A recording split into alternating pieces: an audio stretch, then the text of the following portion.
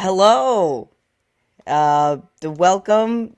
So glad that you could join us for our final game today. My name is Nico, and this is the Donators Alley, which is our D&D game that we are playing to close out the evening for our 24-hour event thing. So welcome in. I'm going to be the DM for this show, and let me introduce all of our players. If Jas, if you want to go first, and then we can popcorn it. What's up? Jazz, also known as Cinder Scoria on Twitter. My pronouns are she, they, and I'm going to be playing Solstice, whose pronouns are he, they.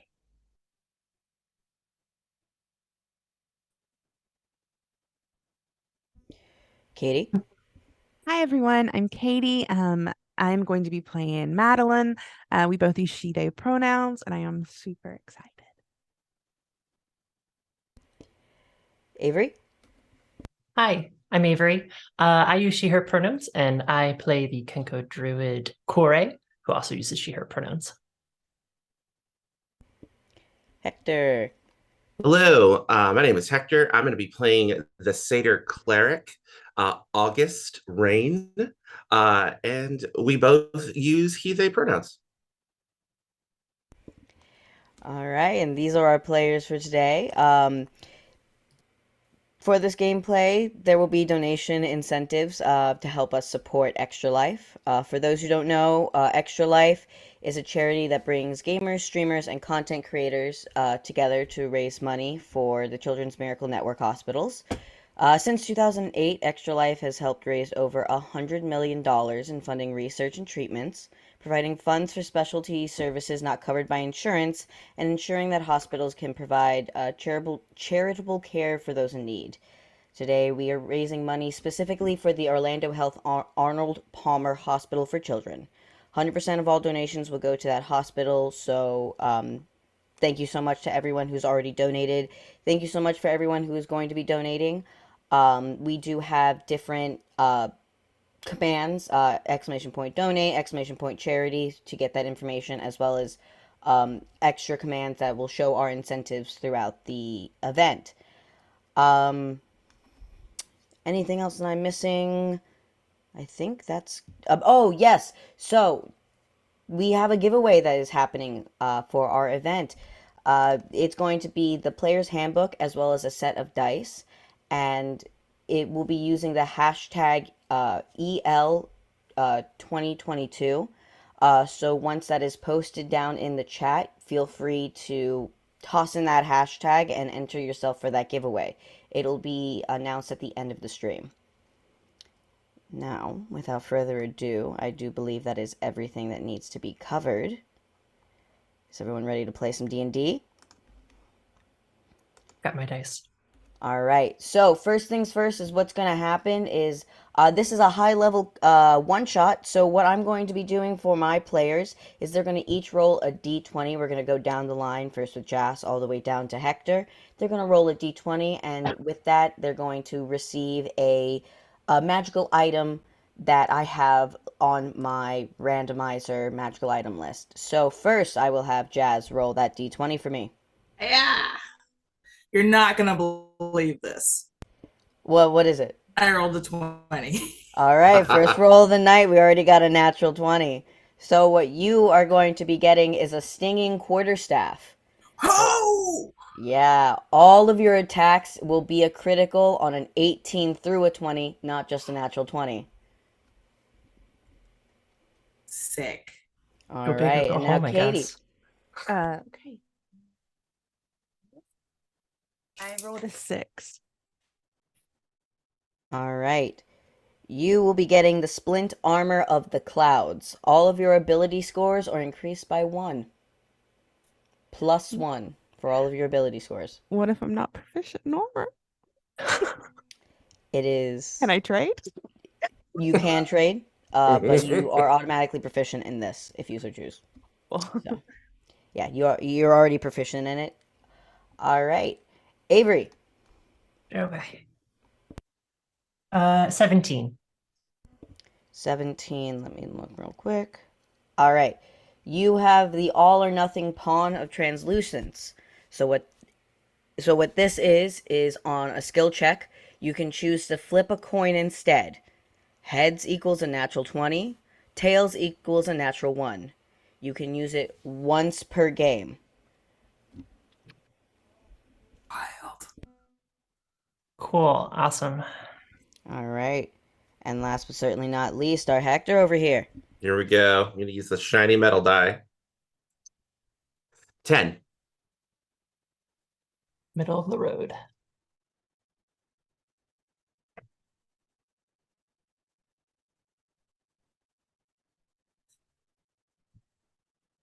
Muted, Nico. Sorry, I went mute for a second. So, you got the chain shirt of the blue dragon, which means that you gain resistance to lightning damage. If you by chance have also a blue dragon weapon, you get immunity to lightning damage, but I do not think that you have that, so you just get resistance. Ooh, nice. All right. So, with that all being done, I believe it's time that we jump into the world of D&D, wouldn't you say so? All right. Well, welcome to the world of Faldon, home of the rolling hills of Buthar, the sharp mountain ranges of Thorney, and the tumultuous rivers of Nord. A continent beloved by all, though for different reasons. Two empires, both alike in dignity, with the Empire of Glass towards the north, its towers rising high enough to tickle the clouds as they drift overhead. And to the south lays the city of Clockwork, an empire that relies on science and the tenacity of will rather than the innovations of magic. Magic and religion. Both kingdoms thrive in our own sex, making a strained but working relationship due to their just rulers. King Frederick Garth, a human man, sits upon the throne of glass. Before becoming king, he was a fierce warrior and rules his kingdom with an iron fist, but with a kind heart. Do well by him, and you have a friend in the king. King Torlay, Fields Garth, an elven mage, rules the city with his trusted advisors, choosing logic over loyalty and reason over heart. Both have seen ruin, but these past 15 years have been fruitful for both kingdoms, and because of this, life has never been grander. Now, before we go ahead and begin our smaller tale of this evening, I would like to go over all of our donations incentives. So, for $5, you can give advantage to the next roll. $10, give the DM a disadvantage on their next roll. For 20, you can give a player an automatic hit, and for 40, you can give a player an automatic critical success. For 50, give the player their highest spell slot back, and because we are playing high levels, those are very high level spell slots, or a melee equivalent. And for $75, you can give a player another magical item. So keep that in mind for all that to be done. Yes, you can go ahead and reflavor that quarterstaff to be a lance. Now, with all that out of the way, as well as all of those grand politics that I just threw at you, we don't need to worry about all of that, for our story takes place in a small town. In fact, it takes place in a building. Standing tall and proud in the sky, an odd color of blue and pink reflects against the budding sunlight. It's odd, being that most of the shacks here are mostly brown or black of color, but this is bright, even though it is worn and quite old. This building is certainly an interesting sight on the outside, but what's on the inside that matters for most of our tale. You can also reflavor that. Yep. Solstice. You boot up after shutting down for the evening, and it has been a long and arduous journey, but you finally found respite. Though, this isn't where you fell asleep. Go ahead and describe what you look like, but I need you to keep in mind that you are currently holding your lance, and at the end is a man in his mid-30s, unmoving, with a pool of blood slowly growing around your feet. That can't be good. Well, Solstice is a warforged. So first and foremost, they are made of metal. Um, they are largely silver, but they have gold and blue accents. They have long, dark hair and colorless eyes with no irises. They have horns that are specially crafted to be like kind of curled back in a tiefling-esque flavor.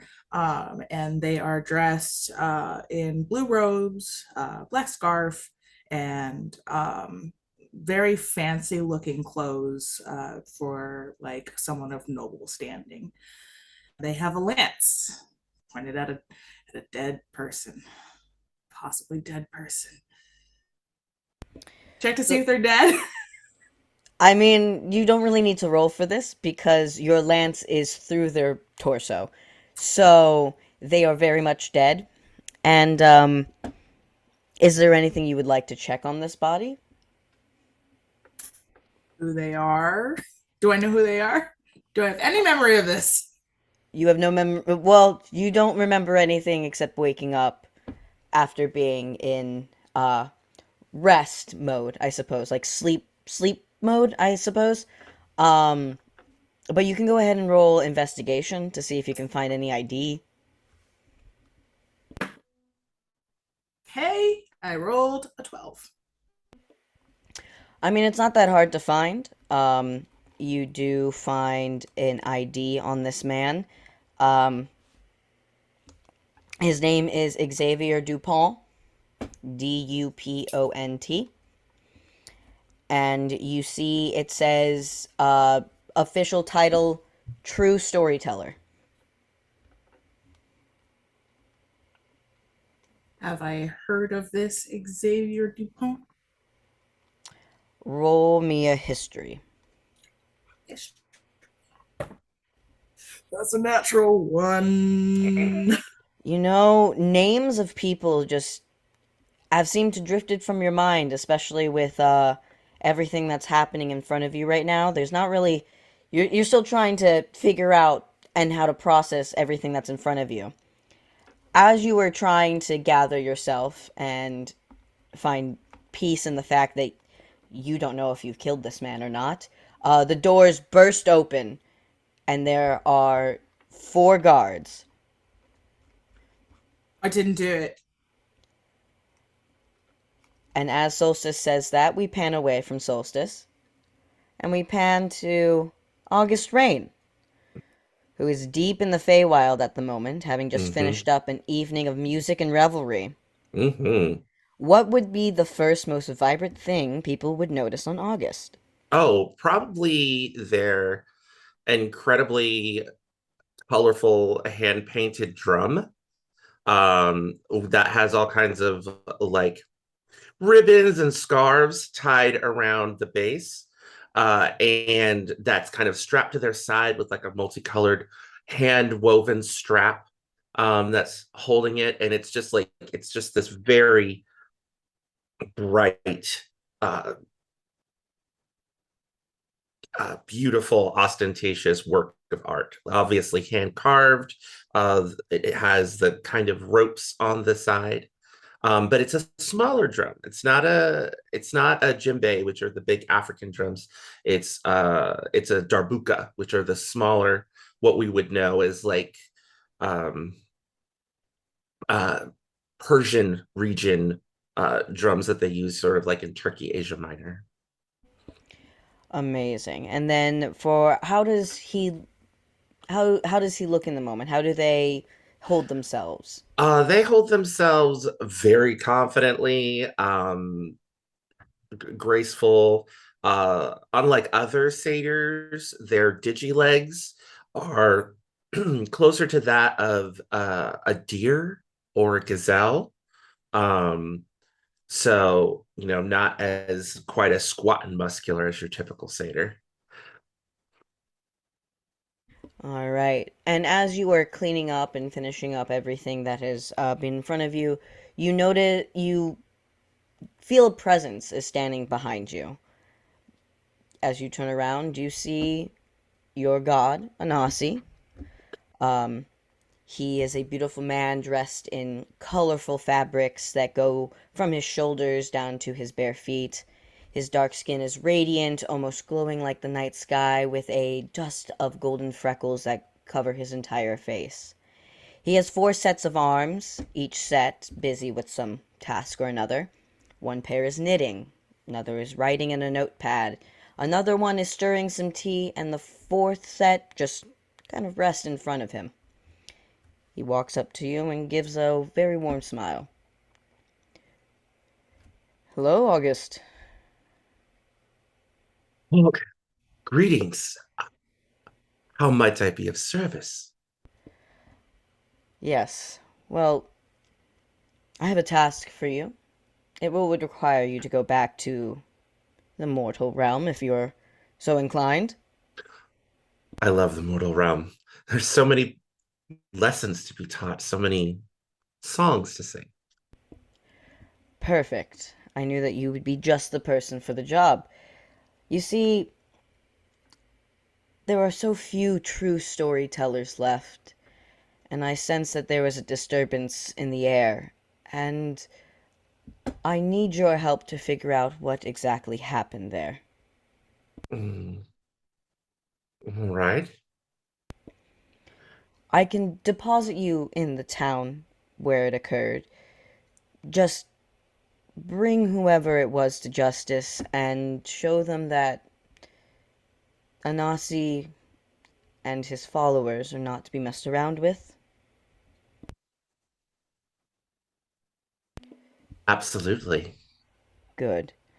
And with that, you see all of the things that this god was doing, all of the different tasks that he was currently messing with.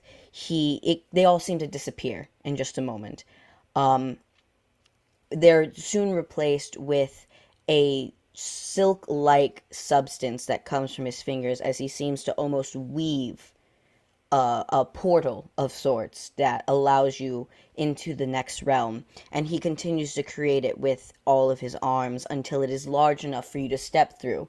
You can see on the opposite side a large pink and blue building right in front of you and ready for you to step through. All right. I just kind of mirthful leap uh, through the portal and with all kinds of excitement, travel bag already at his side. So you jump through without much of any issue. You've done this multiple times before, going back and forth, helping out where you can. And you jump through, you land on your 2 feet, and you are now standing directly in front of the building. With that, we do pan over to Corey. You and Aquila are walking through the forest for its foraging day. Some days you go for a hunt and celebrate what nature has provided, and other times you go to town to buy what you normally can't find amongst the trees. As the camera pans over, what does everyone see when it comes to this duo? Kore is a about 5 foot tall kenku with a crow sort of feathered and head. She has like a white feathers around her collar. She wears leather armor and overwards has a cloak of very mismatched, like hand repaired, mended over many, many years of different fabrics, different materials. All of them have hand embroidered constellations on them, just little dots that map out these different shapes, and all of them in different colors and stuff like that. She has a staff of which she has affixed a crystal that seems to have some like dots like inside it, like suspended inside, and a shield on her arm. And she's walking next to Aquila, who's a younger Aarakocra, so like an eagle person, who has wearing similar garb, much less worn, much less used, definitely a student teacher kind of vibe between the two of them. And she's just going, Yeah. So today we get the sticks for the augury spell. They have to be good sticks. Good sticks, all right. Good sticks. What constitutes a good stick? Is it a stick? Yes. Then it's a good stick. All right. I guess I'll find some sticks. And Aquila's going to look around, go to the base of a tree, and pull out probably like 4 or 5 different sticks, all of different Let me sizes see. and lengths, and she just kind of holds it out on her in her feathered hand. Good sticks. Good sticks. Good sticks. Snatches them, sticks them in her pocket. As the two of you are gathering sticks, you continue to gather it for what you need to create later on this evening. And as you kneel down to grab what looks like a perfect stick, you start to see stars. But not just the normal stars that one sees when they're lightheaded, but they're bright orbs, ones that you are quite familiar with. And they start forming in front of your face, creating constellations and weaving stories right in front of your eyes. You turn your head up and you see a building on fire, beams of the foundation falling around you. A grandfather clock stays in the middle, untouched, the hour and the minute hand turning backwards. It's very clear that it is broken and not working. There's a large flash and then complete darkness, along with what you're used to seeing after these moments. A constellation. One you haven't seen in quite a while. In fact, one that you haven't seen since the time you tried to see what your own future held yourself. The constellation of Orion. Oh, no good. Oh, someone's insurance will not cover that. Is everything okay, Gore? Oh, do you like fire? I'm not the biggest fan of flames. Why? Oh, clocks. Fire and clocks. Yeah, broken ones specifically. I don't know of any clocks that are broken and on fire around here. No. Later. Future. Not now. Oh, like one of your visions, and she kind of waves her feathers in front of her face. It's a little bit more metaphysical than, but so we have a path we must follow. You want me to follow? I'm going where you go is up to you. And she's gonna start walking Aquila towards just kind wherever of she feels the urge to go. Aquila just kind of stands there for a moment and just goes, I could just find more sticks. Find the sticks. She's gonna go Keeps walking. continue finding sticks. You continue walking down the path. This is the path down to the nearby town that you are very used to. You've been in this town every so often. And as you walk in, you see that the town, like the sun is just arriving and everything is starting and waking up, so to say. But as you walk down the path, you do see the building of your vision. It's not on fire, no. It is old and worn, blue and pink buildings. But it's weird because it looks worn, but you don't remember ever seeing this building here before. Maybe you just weren't paying attention to it when you were walking by, or it just wasn't really a building that you had to go to because it was just so out of the way and so close to the center of town when you can just go to the outskirts of town and buy what you needed. Do not like. At that point, we pan over to Madeline. You stand at a tree overlooking the Babbling Crook just outside of town. You know this place well. You've come here every year for as long as you can remember. Even though years have passed since this place has actually brought joy and good news, you still come. Your hope is refusing to fade. To anyone who would be walking this path, what would they see? You would see a relatively small heron. They're about, I would say, 4'7", 4'8", definitely small sized. A mixture of light gray and dark gray fur.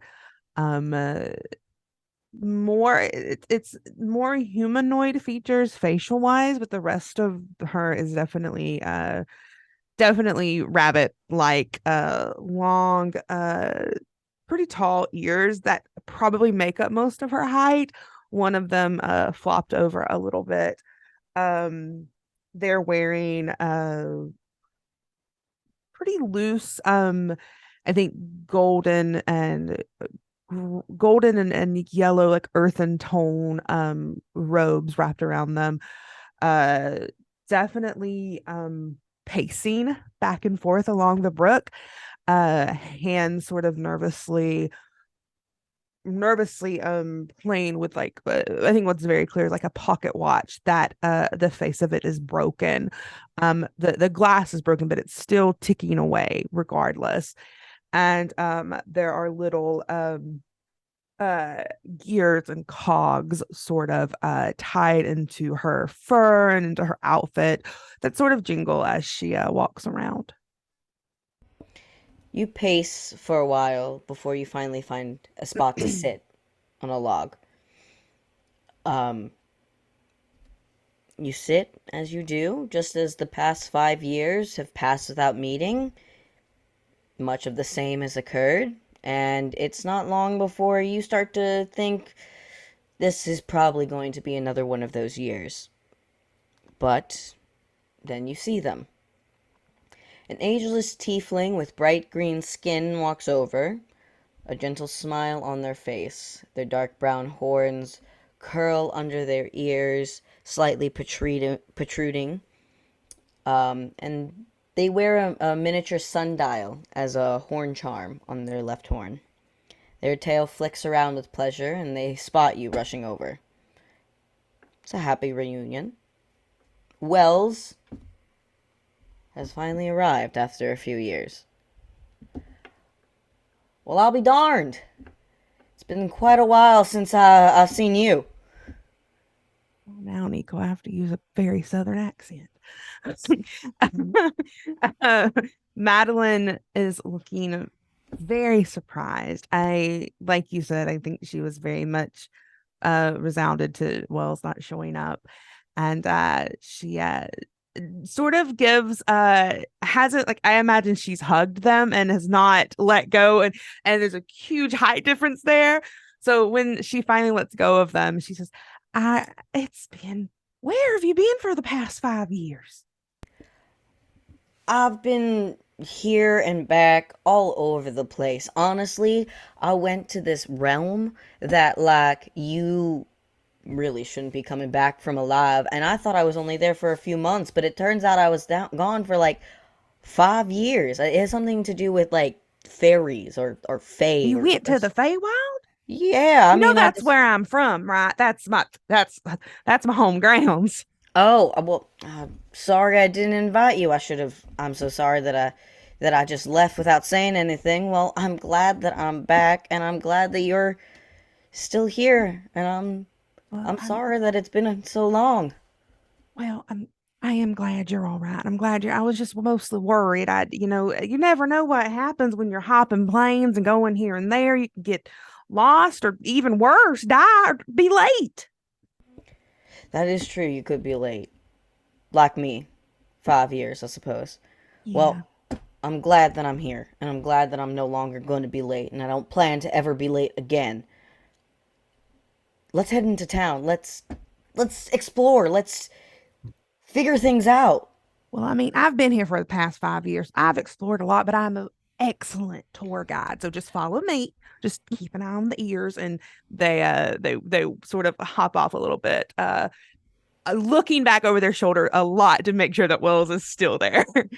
As you start to hop away, Wells is actually going to pull you into another big hug to because it's been so long. Yeah, And Madeline hugs back immediately. you hug back and you're stuffed in the face of this tiefling, and then as you open your eyes again, you wake up in your bed. Disappointed with the false memories, Yeah, but Madeline's very sad. yeah, Madeline is a little sad. But, it is time to head into the center of town, see what's going on, listen to any of those town criers that might have the news for this morning. It is weird that you woke up to your own dream and not to any town criers yelling outside your window. I mean, something might be to check out. Yeah, I think that is what she does. She is very used to routine, and that's what she's used to. So when something is off, it immediately, alerts her. So that's what they're gonna do. They're gonna go and try to find out why it's so quiet. You head out of the house that you've called home for the past 5 or so years, maybe more. And you start walking down the path, saying hello to familiar faces and familiar people. And you get to the center of town to see a building there. Pink and blue. Looks worn. Looks a little old. It's the main event hall in the center of town. You've never seen it before. Solstice. You're there. Your hands are up. Didn't do it. Um, you have two royal guards coming towards you. They're not coming at you necessarily with maliciousness, but you are next to a dead body, so they're a little cautious as they come to you. What happened here? I'm sure we can talk this out. What? Why is he dead? I don't know. That's not. I don't know who that is. Also, I don't know where I am. How? How do you not know who this is? This is the head storyteller. Yes, Xavier Dupont. I gathered that from his ID. Oh no. You see one of them kind of look at the other two that are by the door, and he gives like a small nod, and they go to open the door, and at this point, the three of you stand outside this building. You are all there gathered together. It looks old and it's slightly worn down, as if it's been there for many years, but none of you seem to recognize it. And none of you seem to recognize each other. Except August. You remember these two because you've been on one or two other adventures with them. Along with your sister Juno, you traveled with these people on adventures. You know of Madeline and her fear of small spaces, back when you were both swallowed by a mimic bag of holding.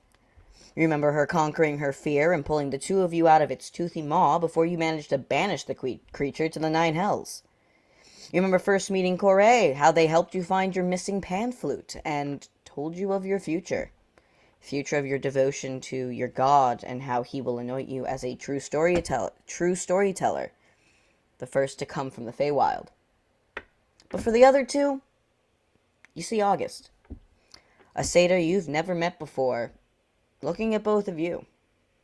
You've also never met each other, and everyone here are strangers to each other. August is, I didn't give a full description, is 6 feet tall, with, beautiful, dark black fur, digilegs with very sharp hooves. Like I said, that looks more like a deer or a gazelle than a goat. Um, they are they have gleaming dark skin, very curly dark hair that they sort of kind of falls in waves down their back, two big huge horns that have you're not sure if they're painted on or if they're fused into the horns, but it's like golden, like almost like filigree curving around these solid black horns that look, as I said, they kind of go up and curl just a little bit in the back. They are wearing red and gold, like sleeveless, slightly high colored vest with like a red scarf kind of truffled around it, that has like gold tassels and like hand embroidered like symbols and sylvan on the scarf, and then they have this really lovely polished like half plate that sort of incorporated into their outfit, that kind of shines like with uh, like cobalt blue, depending on the angle of the light. And so it seems kind of enchanted. They have their drum kind of slung over their shoulder, which the bright, colorful drum, and a travel pack kind of slung on the other shoulder. So that's kind of like an X crisscross. And the travel bag is just like a beautiful hand woven, deep forest green bag. And they turn around and they have a quarterstaff that they're holding, and a sling on their belt, and a tankard, and various other trinkets and things kind of collected from all of their various travels through the Feywild and the Mortal Realm.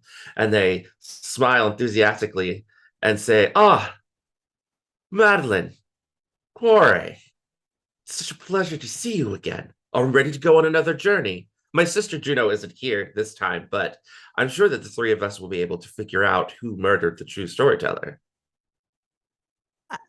Now I don't want to be rude, but I'm sorry, I don't think I've ever met you before. You know my name, so you know me, but I don't know. Uh, Nice to meet you, stranger. Oh, oh, is the mortal realm washed away your memories of our past adventures? I'm so sorry. I love a good introduction. And then he just tamps down his staff on the ground, and I use thaumaturgy to make it boom loud and spin it in the air, and then let it on the ground with some sparkles and say, "I'm August Rain, storyteller and protege of the Ananasi," and bows incredibly deeply and dramatically. "It is a pleasure to meet you both." Madeline is looking Again. at Corey and then looking back at August, just very confused. I appreciating the show, but still very confused. Corey is doing like circles around each of them, going up to August and just like nipping at some of their trinkets with her beak, just like nipping at them, just investigating them. Going up to Madeline, just no memory of you. No, same here. Not unusual. Wait, does this happen to you all the time? No, I remember everything, but not you. So something's wrong. Well, I'm as our new acquaintance here said, I'm Madeline. Nice to meet you. Corey. You said we've been on adventures together before? Oh, yes, you saved me from a of a mimic bag of holding once. Mhm. I He kind of looks around because doesn't want to like shout this, and just says, "I know that you have issues with small and closed spaces, but you were so brave and getting us out of there." That honestly doesn't sound a thing like me, but glad to know I did it. Oh, I owe you my life. Well, good to know that we are starting off on a very solid ground here. Do Mhm. either of you know what this place is? I've never seen No, it either. no, Yeah, I've never seen Not this. here. and it's rather quiet in town. There's no one making the morning announcements like they usually do. It is Wait a minute. strangely What's the peaceful. name?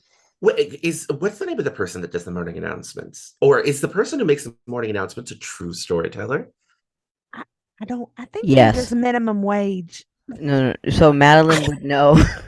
Madeline would know that there's kind of a hierarchy here. Okay, So cool. there is Sorry.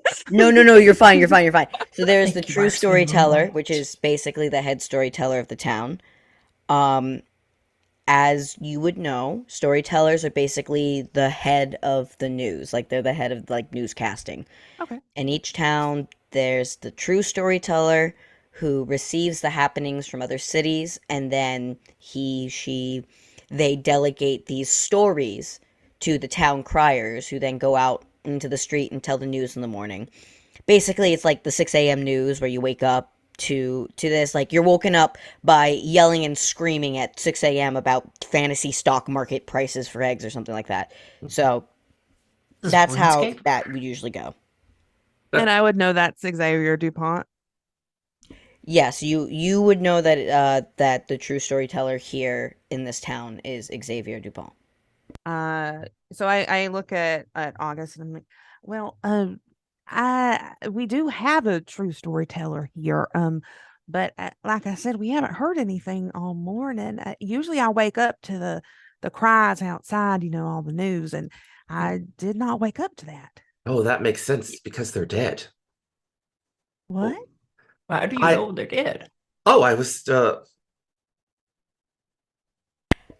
why I'm Do here. I'm here to retrieve them and extract justice. The storyteller's justice. Where are you from? Well, the Feywild, of course. Oh, well, I didn't want to assume, but I mean that's also where I'm from. I haven't been there in quite some time, Well, that's but where we met. you're telling me an awful lot of things, and I trust you. I mean, I know you're a stranger, and I trust you, but May I try something? sure.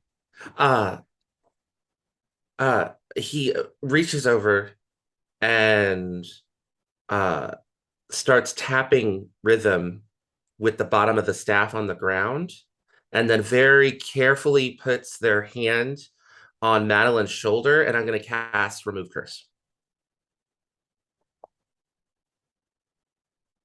I will spend the spell slot right now. Roll me just a normal d20. Sure.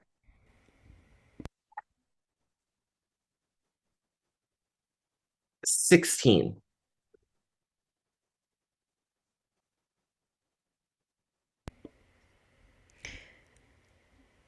Madeline, you feel something in your brain as if it's poking. There's something there, but it's it's not. Cora just pecking with her head with Yeah, her just beak. going insistent, trying to get in, but it's something's just not clicking properly. That's causing that circuit to bring forth these memories back. So there's a possibility that there's something there, even with this remove curse. But there's nothing that you can really Mhm. gain. Um, August, you would feel as if there was like a barrier there, um, basically telling you that this is not a curse. This is something else. Ooh, not a curse.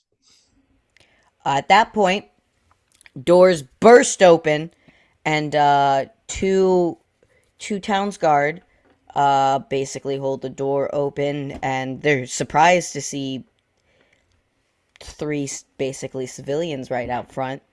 As you look inside, you see a Warforged construct inside, kind of bound by iron chains, and the man that you were sent to seek, August, is on the floor, not far away from this construct, which is odd for you, being that you know that while Solstice can be a bit hard-headed and selfish, they would never murder someone in cold blood. You know Solstice, you know how they usually are. And they especially would never murder a true storyteller because they know how important it is to you. The other two have never seen this construct in your life, and it looks like a clear and evident case of someone committing a crime and the town's guard arresting the person for it. And Solstice, you see the three of them out front, which is confusing because you were not given the chance to call for lawyers, and these three are evidently very much not lawyers. I've been consulted. Solstice, for what legal happened? Telling you I didn't do it. I didn't do it. I didn't do it. Of course you didn't do it. You would never do that. I don't. Ugh.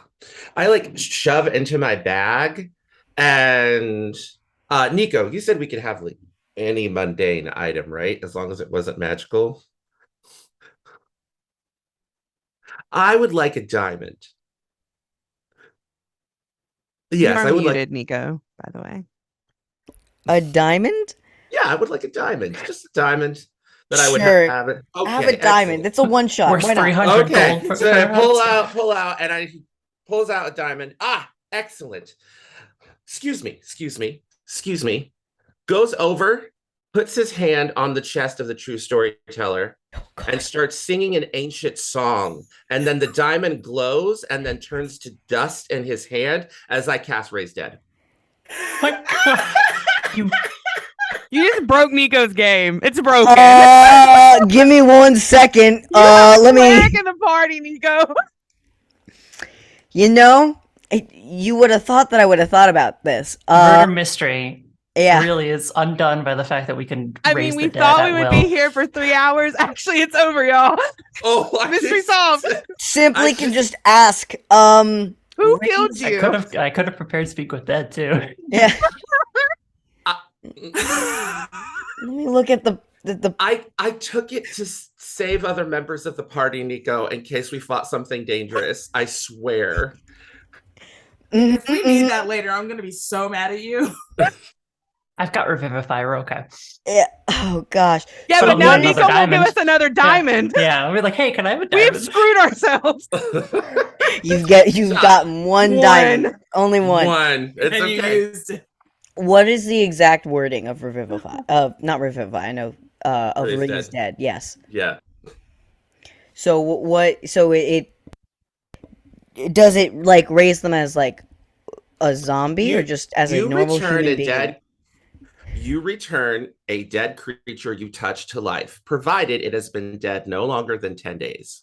If the creature's soul is both willing and at liberty to rejoin the body, the creature returns to life with 1 hit point.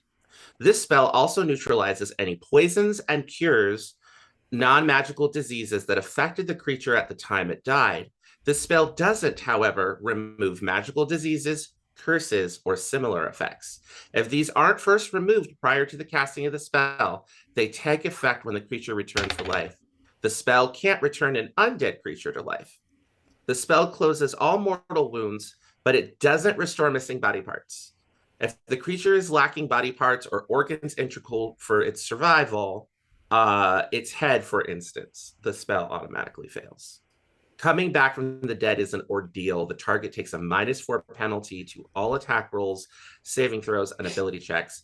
Every time the target finishes a long rest, the penalty is reduced by 1 unit until it disappears. Cool. So a willing participant in this. Mm-hmm. Okay. He's done. You bring the I'll be back. diamond to this body. Mhm. and you place it over the wound of where it is. Mhm. Um, I'm gonna roll to see if it's willing.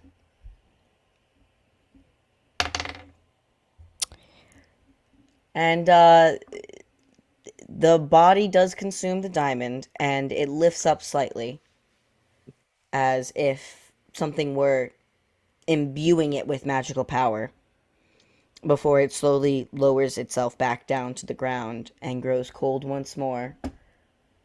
You, August, see the spirit, and you hear the spirit say, before it walks away, "I don't remember this body."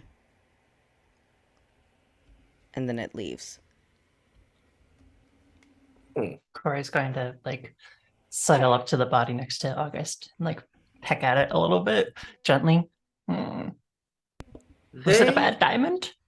know, for some reason, they don't remember this body.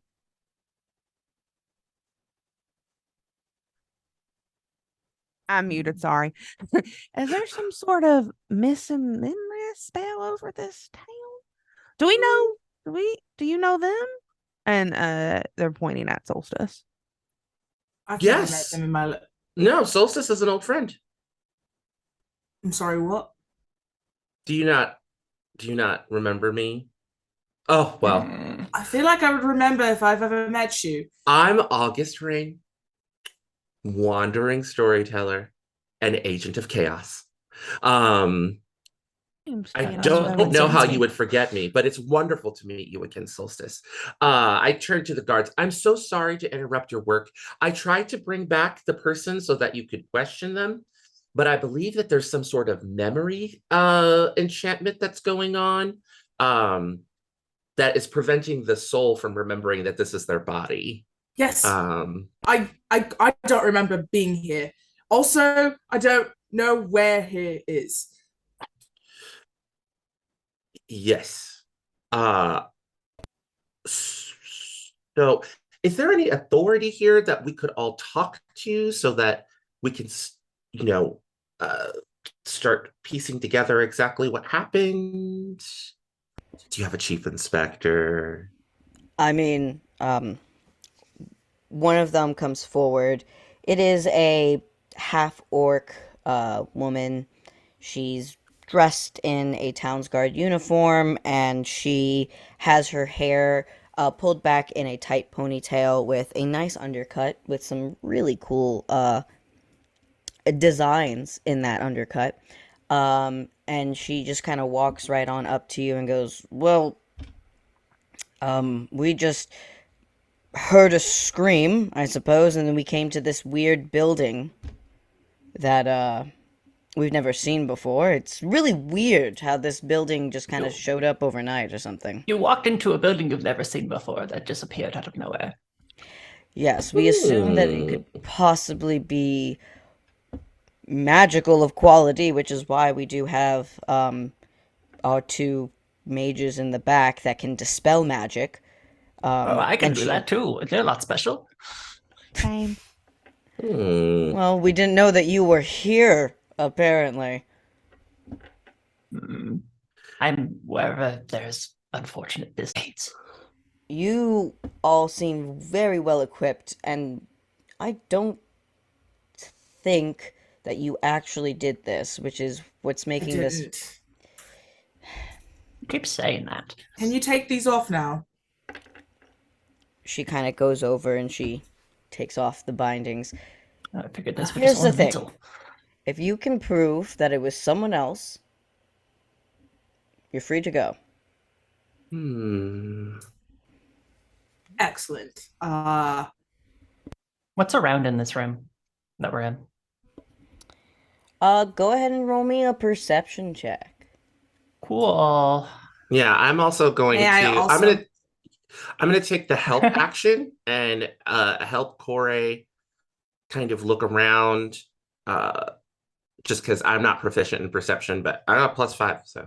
I have a +10, so don't worry about it. Okay. There you go. Well, no, I want to give you advantage. That's the thing. Okay. The help action. So. I'll roll Anyone advantage. who wants to roll can roll, or give advantage. I'm gonna cast guidance on myself as well. Everyone gets advantage. Uh, Oh, there you go. cool. Everyone All gets right. advantage to look around All the right, room. here we go. I will Hey. roll then with advantage. I'm And So you, 20 from me. So I'm a actually 30. not going to. I'm going to save mine because everyone's doing it, and I don't want to just repeat information. Yeah, I'm fine. sounds 17. good. 17, 20. Oh, 30 technically from Corey, but it's a natural 20. So Oh, okay, 16. okay. I'm so good at this. And Solstice, did you roll? I did. Okay, I rolled a 16. got it. So, uh, everyone sees this. You basically see the big open floor plan. Basically, there's a lot of just empty space, which is surprising being of how big this building is. You do see the blood that's on the floor that's started to darken and coagulate a bit. that's going to ruin the wood. Yes, you do see actually in the back, you see a set of 5 desks in the back, kind of like set up office cubicle style. And then there's also a 6th desk that's off in a different corner away from the other 5 desks. But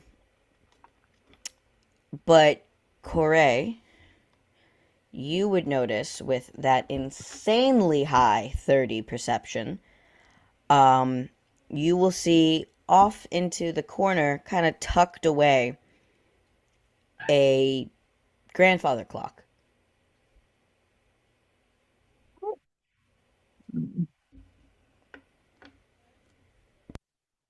She's going to approach it and listen, see if it's clicking, like see if it's working. You put your ear close to it. You kind of tilt your head, trying to hear if there's a possibility of it clicking, and it clicks once every few seconds.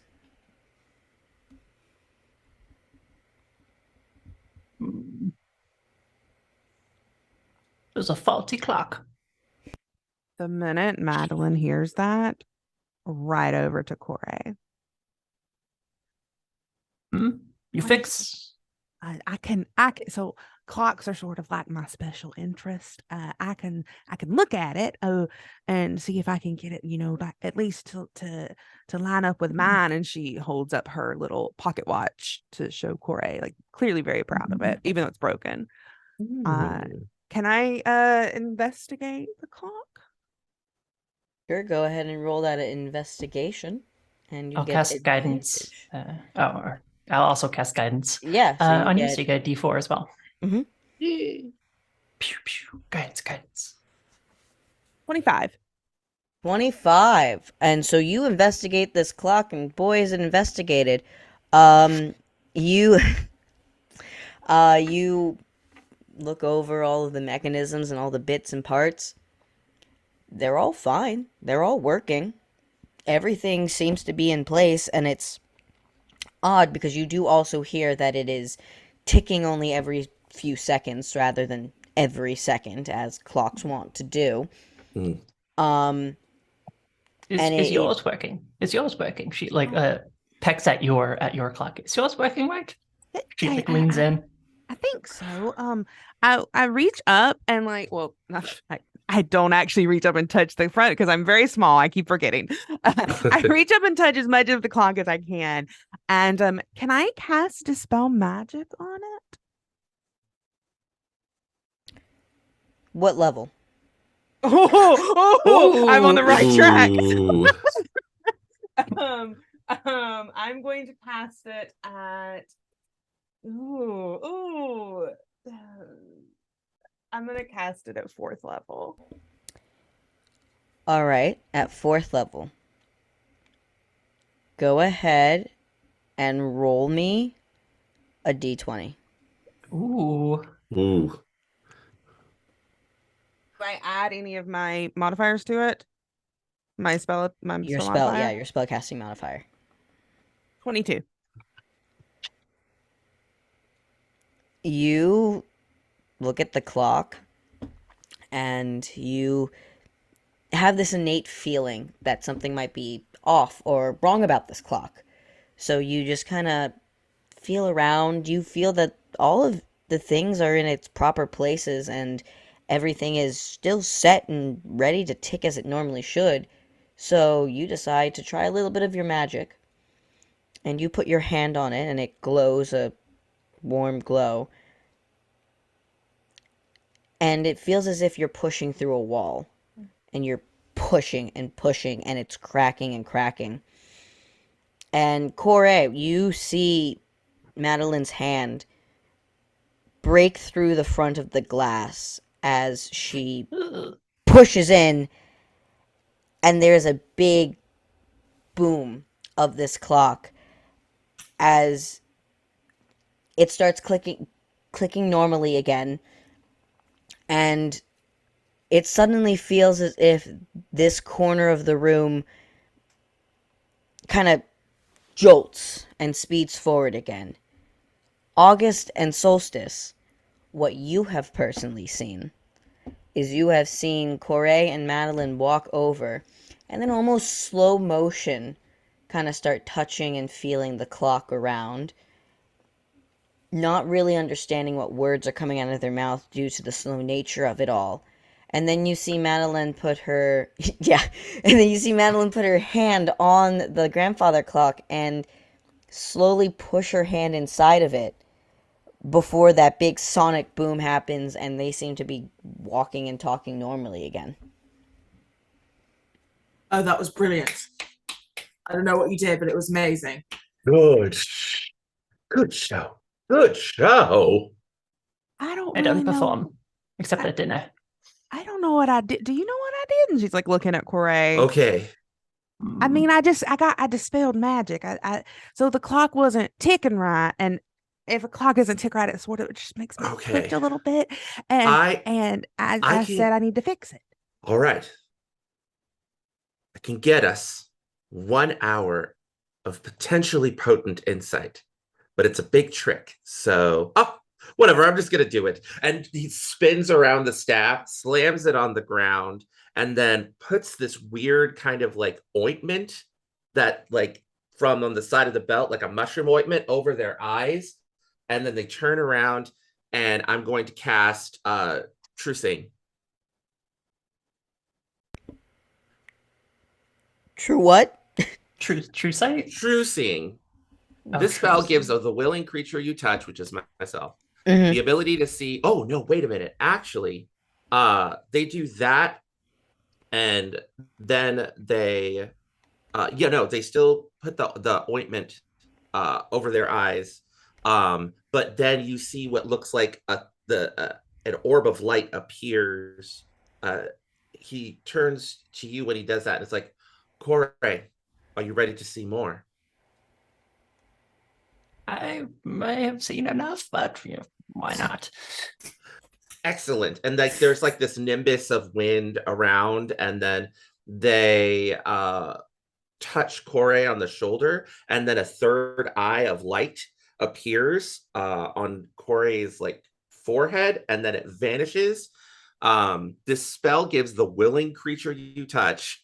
That's why the conversation was important. The ability to see things as they actually are. For the duration, the creature has true sight, notices secret doors hidden by magic, and can see into the ethereal plane, all out to a range of 120 feet. When I said you were going to speed run a murder mystery, You made us level 14. this Look, is true. I My see all own the hubris. footprints. I'm doing like a Batman-esque like night like vision. Yeah. Yeah, it's that from the Arkham Knight series. Yeah. Yeah. So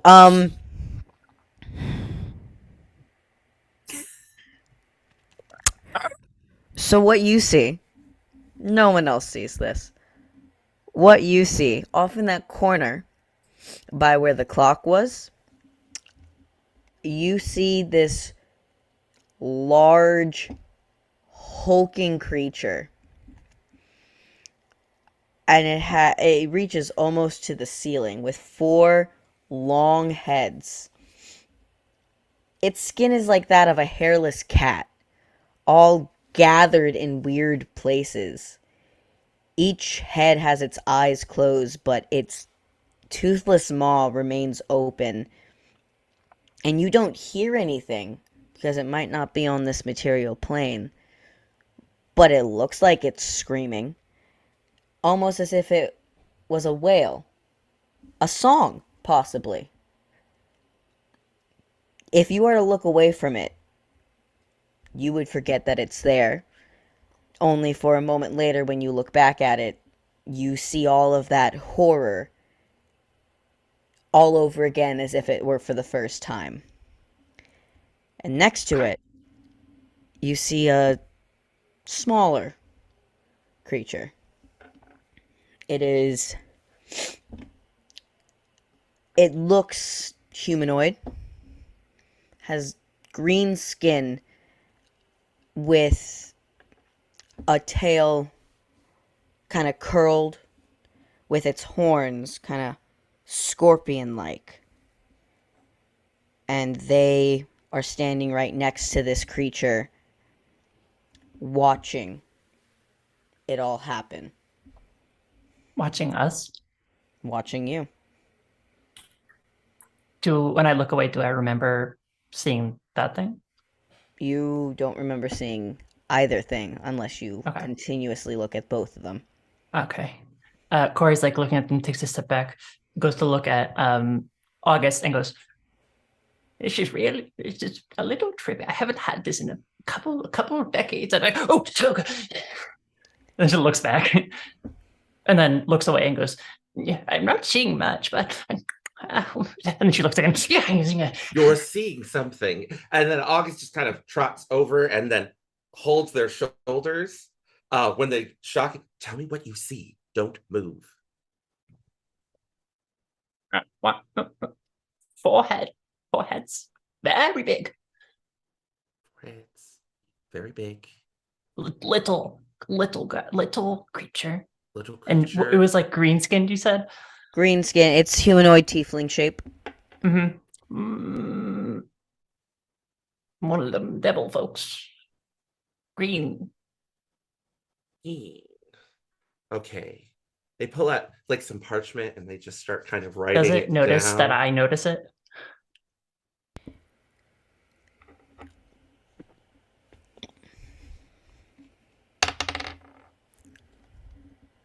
We're about to Actually, find out. Before you tell the roll, I'm going to use one of my abilities as a circle of stars. I'm going to use my cosmic omen.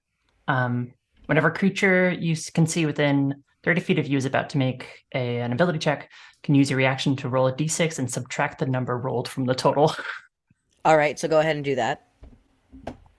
Just like, don't perceive. It's a 4 on the roll. They have not noticed you currently. No. Okay. I'm going to keep looking. Directly at them? She's going to do the bird thing where she's just like tilting her head, but like keeping within eyesight. But the not green skin tiefling is looking over at Madeline. It seems to like you when she like points without looking towards Madeline. What do you mean when you say that it seems to like me? It looks at you. And what does it look like again? Tiefling, green, Tall? tall. Is the tiefling tall? Are they tall? I guess sort of average size compared to me. Taller than Madeline. Everything's taller than Madeline. Taller than everything. That's not narrowing it down. That's really narrowed down. No. I think so. Without like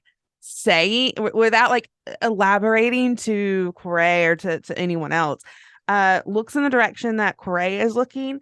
Clearly doesn't see anything and just goes, whales? And I guess see if there's any recognition that Corey would recognize when Madeline says the name.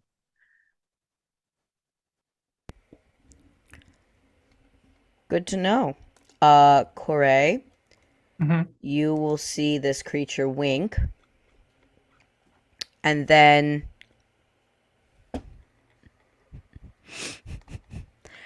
Solstice, I need you no. to real quick roll me a wisdom saving throw. Ah, Oh, hell. Oh, No. We're playing, boys and girls, we're playing. we are playing. Oh Wisdom no. saving throw. Where's my wisdom? I Oh can't help dear. this. Okay. Cool beans. 25. 25? Don't need the help. Wow. All right. Well, with 25, it feels as if someone is starting to take control of your rotoms and all of your gadgets on your body, and it feels almost as if it was making you pull out a certain staff or lance, but you managed to throw off this feeling. And you are safe for the time being. We've got trouble. What just happened? Bad trouble. Bad trouble. Well, I just sort of something felt like it was going to do the controlling thing. But it's fine. I'm fine. Okay. Let's see here. Corey can see them, but when they look away, they don't make sense. And then you were almost When I look away, taking control. I don't notice what. Don't stop looking. Don't stop Don't looking. stop Just keep looking. looking. Oh, right. Okay, so we have an hour. Madeline, do you think one of the people that Corey sees is a friend? Well, the way that Corey described them, I had a friend I haven't seen in quite some time. That matches that wink? description. Did they Wink wink at often? you when I said Wales?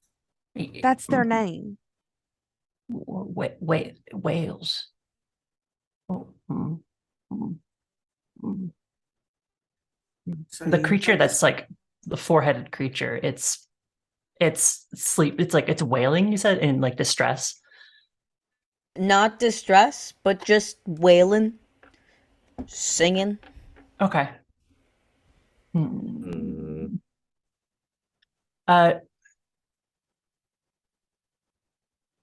Let me know. I feel like I want to make a check before I make this for I cast this spell, but would I know? Can I cast a charm monster spell on something that's not on this plane? I can see it, but if it's technically not on this plane, It's it does. technically not on this plane. But it is like a creature I can see within range. It is a creature you can see within range. Plus, they're technically in the in-between because they did also cast a spell. So technically, you are able to cast the spell. Mm-hmm. So go Okay. ahead. Just That's charm monster. okay. Third What do I level. have to roll? You need to make a wisdom saving throw, and I will use my my cosmic omen, the woe, to subtract it by 6 again, Cool. or by a d6 again. So that is a 10. -3 on the die that I rolled. 7. Legendary resistance. It will finish. Ooh. Yeah. The game is afoot. Mm-hmm. While all this is happening, I would just it doesn't have to be like a big thing. I have cast mage armor on myself. Yes. You know, that is a good thing to just have. Preemptively, it lasts 8 hours. I'm good. And I was gonna Mhm. wear the armor you gave me, but my AC is really low if I don't cast mage armor. Mhm. I am a Sorceress, sorcerer. man. That is super valid. Squishy. So we're in loose rounds. If anyone else wants to try and do something, they can't see this thing. So just keep that in mind. The only person that can see it right now is Corey. Mhm. But if there's something that you would like to do, I'm going to just still looking in the direction Corey is. Like clearly can't see it, but I'm looking. I'm going. Can you can you hear anything, Corey? Can you read lips, maybe? I don't have lips. Can you read others' lips? No. No. Mm. If you are my friend Wales, then you need to show yourself. You've been gone for 5 years and now you're doing what even is this? And she just directs it in that direction. She just says it very forcefully and loudly. So you say that name and August. Roll me a history real quick. Oh, yeah. Do, do, do, do, do. All right. 15 plus 5. Dirty 20. Dirty 20. So here's the thing. You know Wells really well. But that's their name. Madeline would speak of this person with kind words when you first met them, going over stories of their childhood friends and their shared love of being on time and the being of time, even. Chronos. But you remember the last time that they met up? 1 year ago. Wells had become a disciple of this Chronos and was wanting to pull Madeline in. Basically, make her also a possible disciple, promising her. Join my cult. Come on. Essentially, joining my cult, wanting to corrupt her, wanting to bring them to the dark side, if you will. They had a item called the Shard of Time, and it could speed things up, slow things down. You're not quite sure what the full capabilities it was. You, Juno, Solstice, Corey, and Madeline had all worked together to defeat Wells last year, to take back this Shard of Time, and in this battle you unfortunately lost Juno. You remember this battle real well. Her sacrifice ensured that the Shard of Time would come to the Feywild with you, which is why you've been there for the past year, to ensure that it stays. But 3 months ago or so, it seemed that the Shard of Time had been taken, for Nasi wove a tale of theft. You would have left to go retrieve it, but you assumed that the others would have picked up on this and made sure that they grabbed the Shard of Time, because you were still deep in the throes of becoming a true storyteller, and as important as this was, you needed to ensure that you could reach the level that you needed to be at. But with this happening, you were brought back here, and now you're faced with 4 people that you know well, but they see you as a stranger. Did you say Madeline? You said Wells? Yeah, the way Corey described this person, it seems like my best friend Wells. Madeline, Wells hasn't been your best friend for over a year. I haven't seen Wells in 5 years. No, that's not possible. Last year, Wells tried to pull you into a cult of Kronos, the dark god of time, What? and got their hands on a powerful relic called the Shard of Time. And we all had to stop Wells. My sister died trying to stop them. Juno, please, Madeline, you have to remember. And I put my hands on Madeline's shoulders. You all have to remember. He takes a deep breath, and the staff, he kind of slung it like on their back. They have like a little thing, and they close and they focus, and they go into their bag and they pull out some silver powder. Please try to remember. And I'm gonna cast greater restoration. There it is. Um, On who? because on Madeline, Okay. because this is super, super important.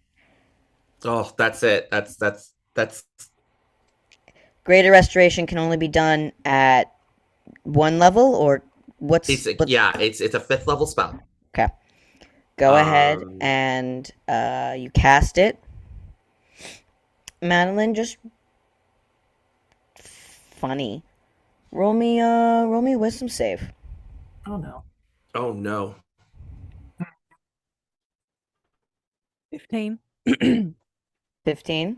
Yeah, I'm just worried because it's just really average.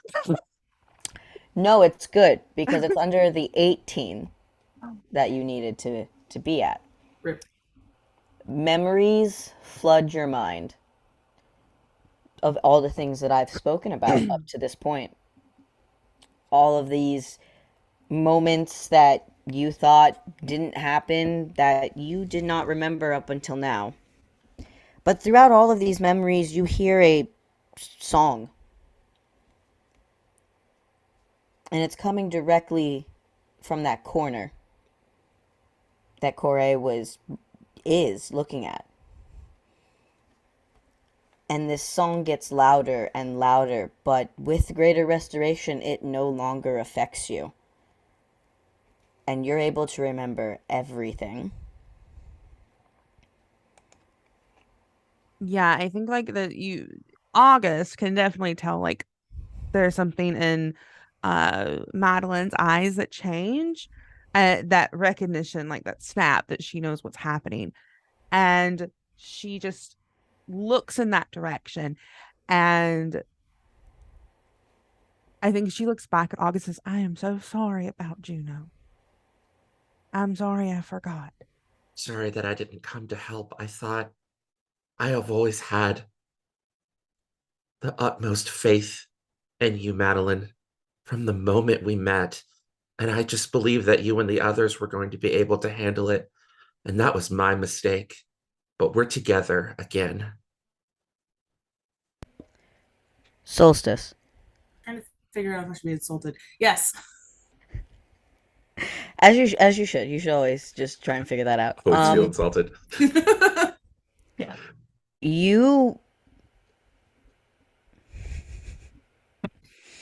That's terrifying. you need to roll me another wisdom save. No! I was Leave afraid you were our gonna say that. Warforged alone. Now. I got another 25. Another Nice. 25. I have a plus 10 to my wisdom. Choice. I lied. I'm so sorry. Hmm. That's intelligence. You can keep the same roll, but what is the Not plus 10. Jesus. Oh, Sorry. Let me check. It's fine. It's fine. Intelligence. Oh God.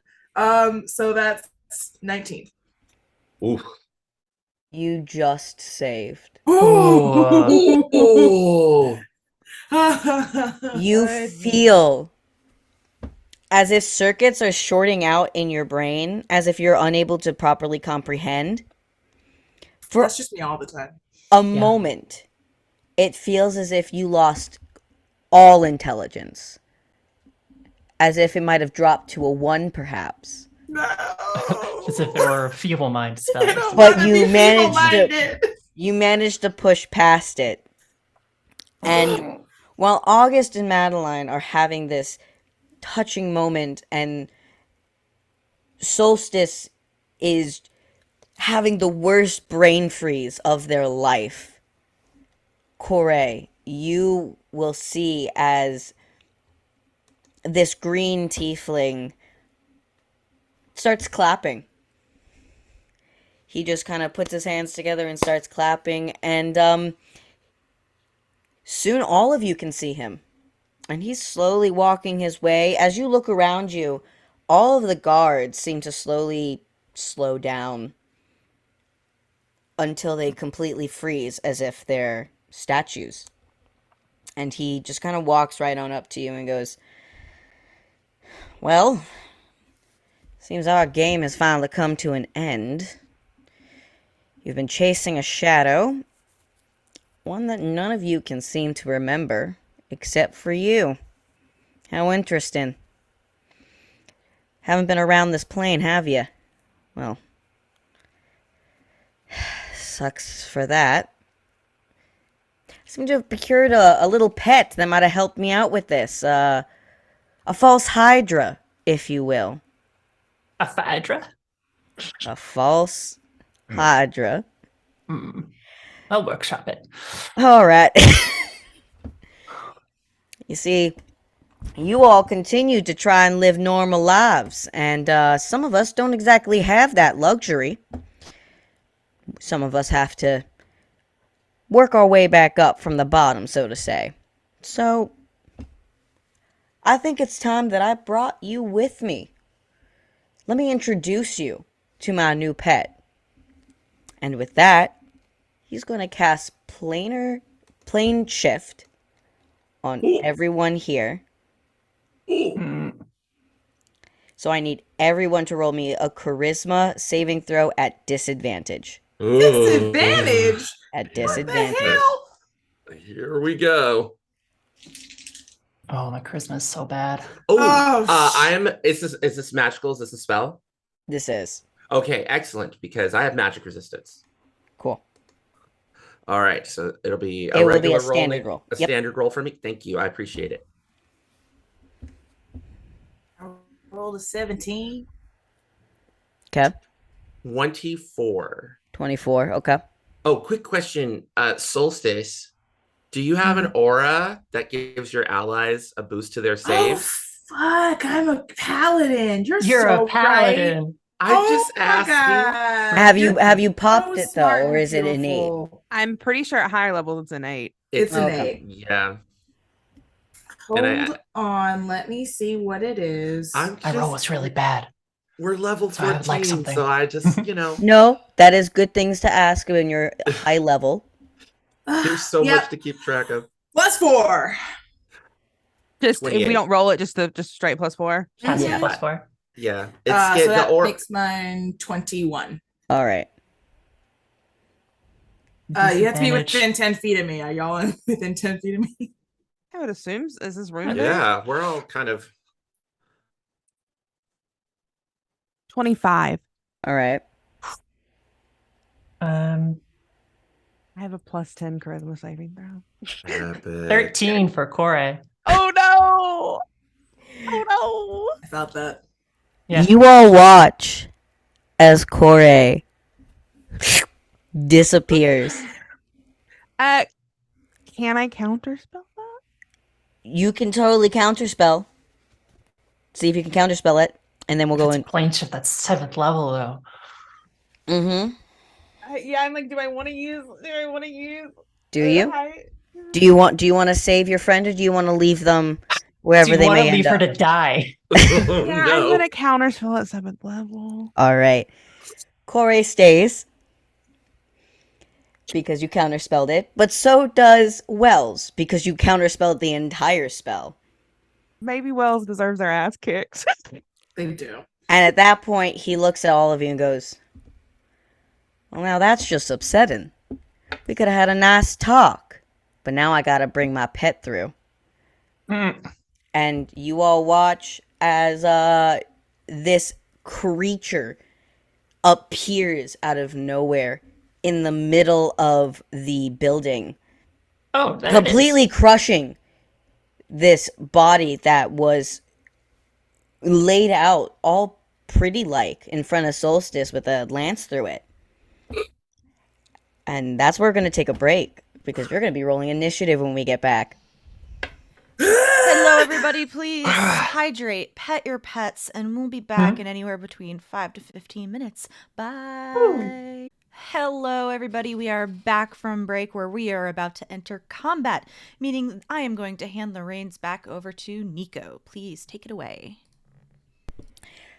Thank you. Well, we are about to enter combat, so I just want to remind everyone about the donation incentives. I'm pretty sure that will help out these adventurers a lot. They may be high level, but I'm not holding anything back, and there is a good possibility that our one-shot characters will not survive to live to tell the tale.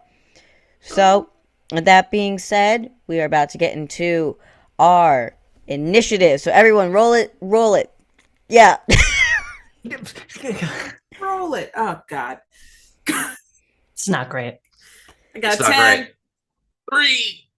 Oh, All right. So We're gonna die. 25 to 20. 24. All right. If I can spell. Cool. 20 to 15. Oh no.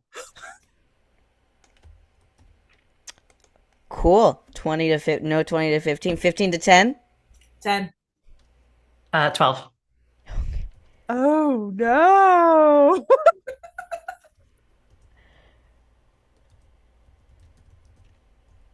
All right. And August bringing up the rear. What's that number? 3. Oh no. Oh goodness. Even with a natural 1, Oh. Wells did a little bit better than you did. All right. Oh no. Ooh. All right. So, placed in front of you, big theater of the mind. I just want to let everyone know that this is big theater of the mind. There is no any maps that I have in front of my players right now. When it comes to movement, I'm very loosey-goosey, as well as when it comes to reloading stuff. I'm not going to be so super hard on that. I will let them know that flanking rules do apply, so if you tell me that you are across the way from one of your partners, then you get advantage. All right, so top of the round is Madeline. What do you want to do? So can we can see Wells. Can we see the creature? Yeah, the creature has finally appeared in front of you as well. Okay, before I do anything, I look at Wells and I'm just like, Wells, nobody wants to hurt you. Why is it so important to you? I want to hurt him. I can do some murder. You weren't like this. What's changed? What's happened to you? What do you mean what's happened to me? This is what we were planning on doing. We were planning on helping Kronos with Tom. We could have all the time in the world, always be punctual, always be on time. Have as much as we want. This isn't what I wanted, Wells. Kronos never meant anything to me. Well, that's where you're wrong, because he means everything to me. Yeah, I think her face falls and she says, I don't want to hurt you, but I will if I have to. And I'm going to cast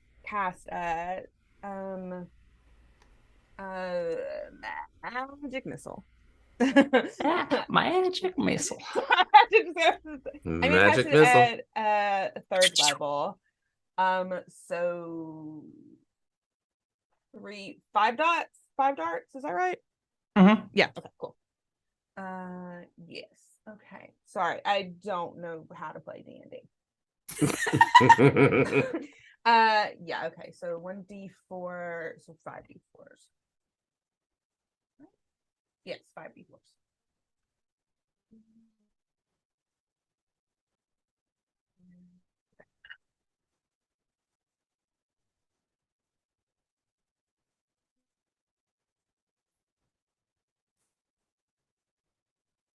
Okay. 21 points of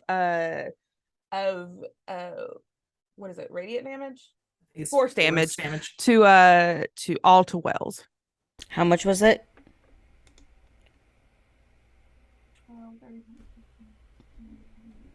I think it's a 21. 21? Okay. Yeah. Mm-hmm.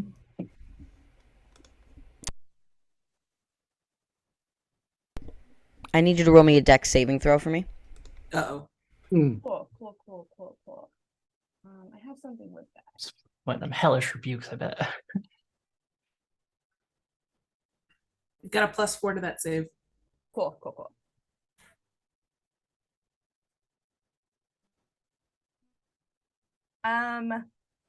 So it's a 12. Does that fail?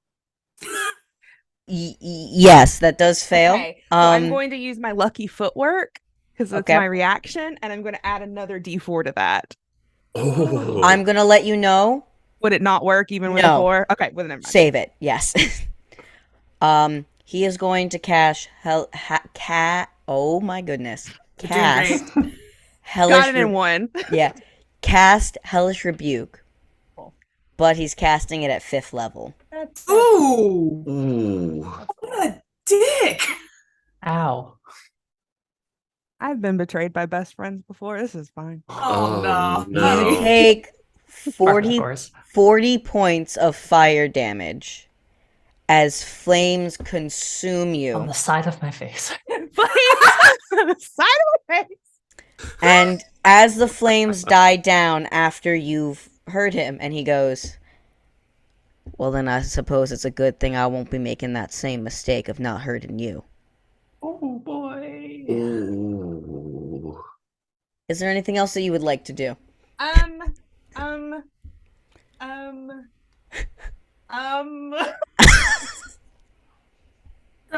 haven't used my bonus action, right? Yeah, I haven't used my bonus action. I would like, Right. It's crying a free action. I would like to do that. Crying is a free action. Home Crying game is absolutely yeah, a free home action. game crying is always a free action here. Yeah. Yeah. Yeah, just one little tear. And for my bonus action, all of you see this sort of like this gold, very translucent, like field of glitter sort of emanate around Madeline. The gold glitter begins forming into sort of like cogs and like things you would find inside of a clock. And I'm using my trance of order. And so for 1 minute, they cannot have advantage against me. And whenever I make attack rolls or anything, anything 9 or lower counts as a 10. Hell yeah. And they sort of these cogs begin to emanate around me as I stand my ground. Nice. awesome. Is that all? Yes, that is my turn. Sorry. Nope, you're all good. All right. With that being said, it's now the Hydra's turn. Oh dear. So, each head is going to take a bite at each of you, with two heads going towards August. He's the one that has proven that he can do a lot of problems, so he's going to be taken care of first. Yep. You've ruined my story. Yep. First one to hit for August is going to be 26. Oh, that unfortunately hits. Just Alright. barely, right? Yeah, just barely. Just barely. All right. Up.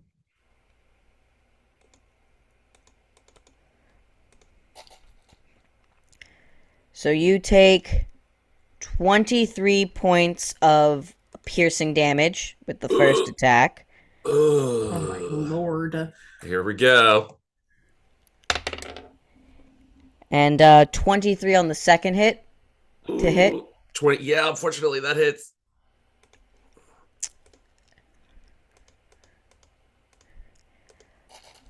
Hector, I looked at your character sheet. Was that your actual HP? No. That's another 19 No, points. I have 19 points of piercing 19 damage. points. Okay. Also, roll me a strength check. I'm getting a little worried. Check. Okay. Natural 20. Hey! Or a 21. You managed to slip out of both jaws. I'm not even going to make you roll for the second one because you rolled a natural 20. You're just that slippery of a little guy. And so you managed to get through. Yeah, you managed to get through the they're snapping at you, and they managed to grab you at your little fawn legs, but not enough to like grapple you and hold you aloft, and you managed to slip free. You're still hurt, but you're not grappled. Now, Solstice. 25 hit. That hits. All right. You take 24 points of damage. And roll me a strength save.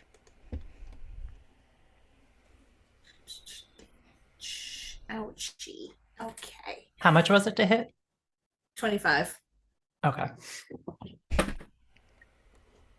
Yikes! Let's see. I don't know what my strength is. Probably terrible. Okay, that's a 13. So you all watch as Solstice's clockwork body essentially is like yoinked from the floor, and one of the creatures, even though it has no teeth, is somehow managing to make a large dent in Solstice's armor as they lift Solstice now 20 feet off the ground in its mouth, and is just kind of shaking it like a dog toy, just kind of yeah. Put me down! So with that, you do take an additional. Ouchie. Yeah, you do take an additional ouchie. You take an additional 18 points of damage. Holy shit! 18 points of damage. Yeah, just a little Yes, being little a bit. rogue. High level is so much fun until you realize that the enemies are also high level. Yep. Yeah, 18. This is constricting damage as its mouth is slowly crunching your body. Do you know how long that takes to get out? Gonna have to really buff that one out, I friend. just polished myself. I just Ugh. polished. And then one is going to go towards Corey, and that is a Try me. 24 to hit. Yeah, that'll do it. All right. That is going to be Yes. 29 points of piercing damage. And go ahead and roll me a strength saving throw. Oh. You get advantage. How tall is this creature? Oh, How high up? sorry. You don't get advantage. Katie gets advantage. I'm Katy so gets sorry. I advantage. saw a K word and I got excited. That was all right. Minus 29 points. Okay, and then the strength check, Yeah. Oh, strength save. Sorry. Save. strength save. Yeah. Oh boy, kind of wish it was a check though. You have a +4. You got this. You think it'll help with my natural 3? +1, +4, 8. I Not think gonna you're roll good. that I think die you're good. anymore. Yeah, I think Um, that saves. Yeah, you watch as the bird also gets yoinked and is also now up in the air. Yeah, he makes that weird sound as they're pulled up into the air. And now we have these two heads with like creatures in their maw as Corey takes an additional 13 points of constricting damage. And now Madeline and August see their two friends high up in the air being held aloft by two of these creatures who now are unable to attack other people because they got something in their mouth. But that is going to be the Silver end. lining, you know? Yeah, exactly. Silver lining. And that's going to be the end of the False Hydra's first turn. First. First turn? Fear. Next up is going to be, once I pull up my handy dandy sheet, Corey, what are you wanting to do high up in the air? Okay, I'm going to use my bonus action to expend one of my wild shapes to Okay. take on my starry form. Corey is basically writhing and she just like takes a breath and then she just starts glowing. Feathers start to like get this like almost like spacey translucent sheen to them and starts glowing with constellations around her like chest is a constellation of a chalice as she goes into the chalice form. And then I'm going to cast as my action pretty much just right on top of me, Wither and Bloom. Yeah. Yeah. Good She takes her stuff. staff. She takes her staff and like takes like a little like a bauble, a trinket that's on it, rips it off, and it just withers in her hand. Just lets it go and tosses it. So any creature of my choice within in a 10-foot radius sphere. So I'm assuming it's going to be Wells and this Hydra. must make a Constitution saving throw. Both of them or just one? If they're both within the 10-foot radius sphere, they would need to. Okay, so both. All right. And Constitution. third level. 13 for Wells. Fail. Okay. Constitution. That is a 23 for the False Hydra. Alrighty. Yeah, that succeeds, but they'll take half damage. Okay. All right. So I'm gonna roll. It's 3d6. Okay, not great, but not bad either. 7 points of necrotic damage, Okay. halved for the Hydra. Oh, 7 points total? Okay. Total, and then it would be halved, whatever that is. It would be what, 3 or 4 Yeah. for the Hydra. And then let's see. I'm gonna go for the help out the person that's also trapped in a maw. Solstice, you can roll 2 of your hit die and add that to your health, and also +5 from my wisdom ability modifier. Oh, that's really nice. Yeah, and because I'm in the chalice form, whenever I cast a healing spell, like a spell that heals, I can give an additional 2d8 +5 of healing to someone. So I will give that over to Madeline. Do you want to roll it or you want me to? I can roll it. Okay, cool. So you get. Hell, my hit Oh boy, I wish you rolled it actually. All right. You could regain 11 hit points. Hey, that was half of what I lost, so it's fine. All right. So, Then I have to do math. so Corey, go ahead and roll me another strength save, because is it the end of your turn, or is there more?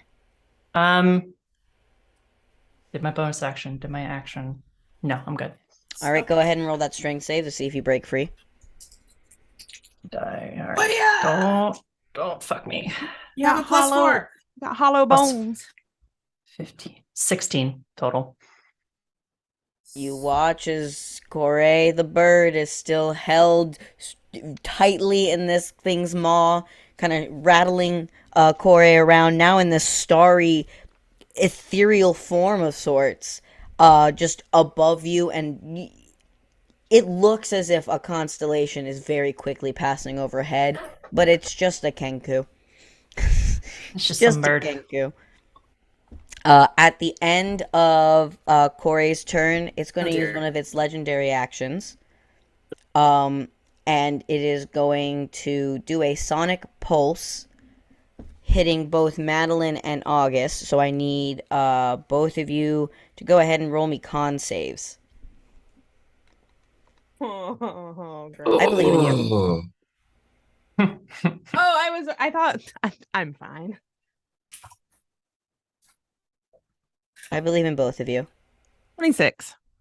Okay.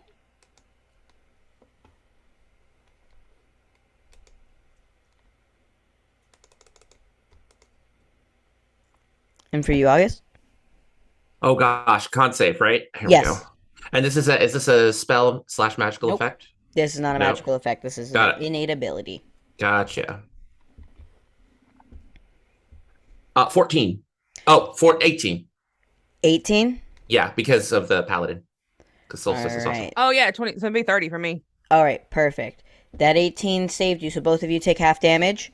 Okay. You both take 11 points of sonic damage as this creature makes one of its heads kind of bends down and opens its mouth, as it almost looks as if visually rings of sonic go through the air and hit both of you directly in the earway. All right. Next up, Solstice. Sorry, my light went out and I don't know what happened. Caught you by surprise. That's how I get you. I'm all dark now. Let's see. Okay, cool. I'm going to use my bonus action to Misty Step. out of this thing's jaws Choice. and onto the floor. Okay.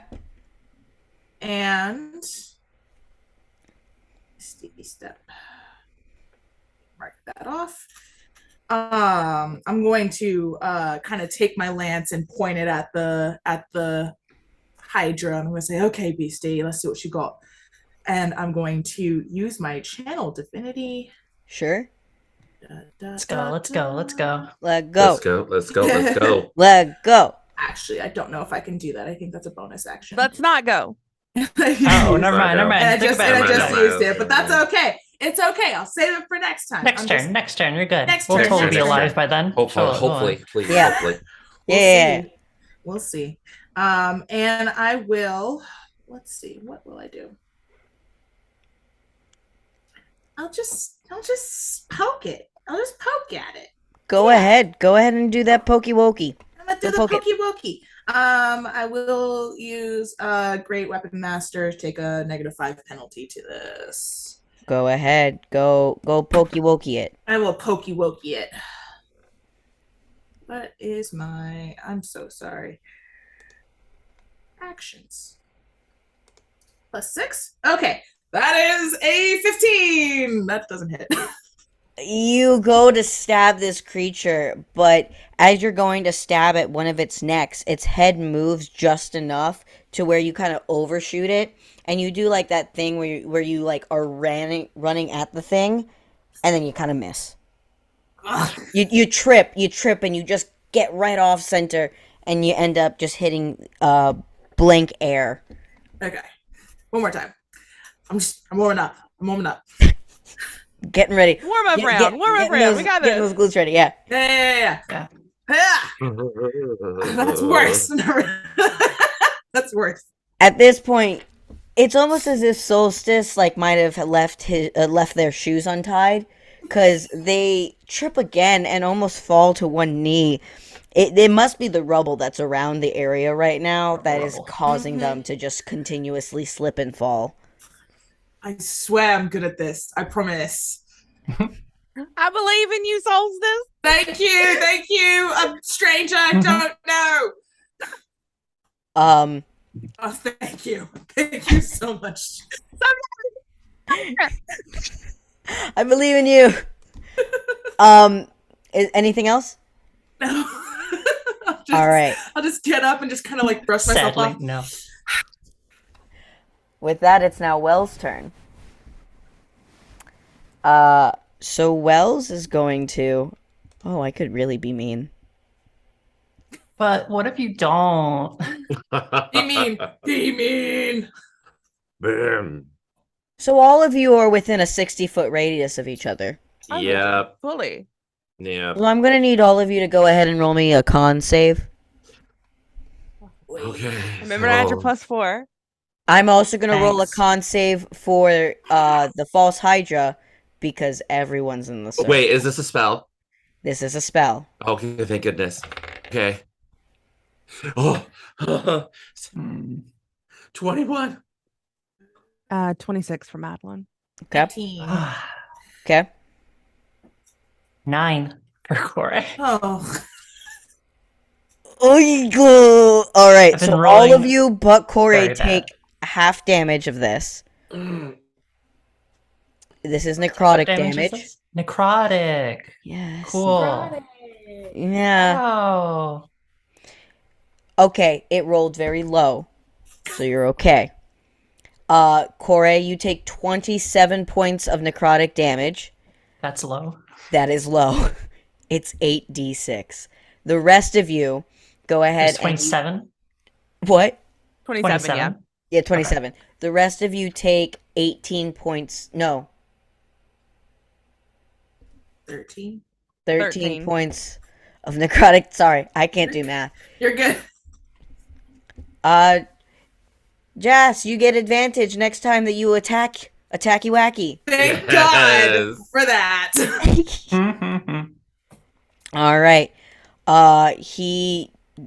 You all watch as columns of black energy kind of shoot up from the ground, almost encapsulating each and every one of you, including the false Hydra, who also took 13 points of necrotic damage.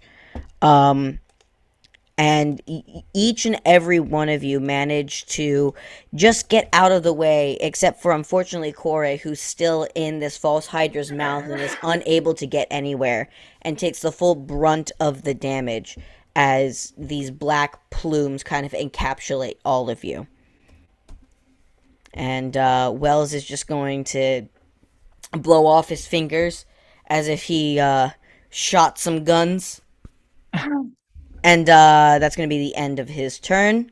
You just hurt your buddy, my guy. Don't, Yeah. don't. He's showing off.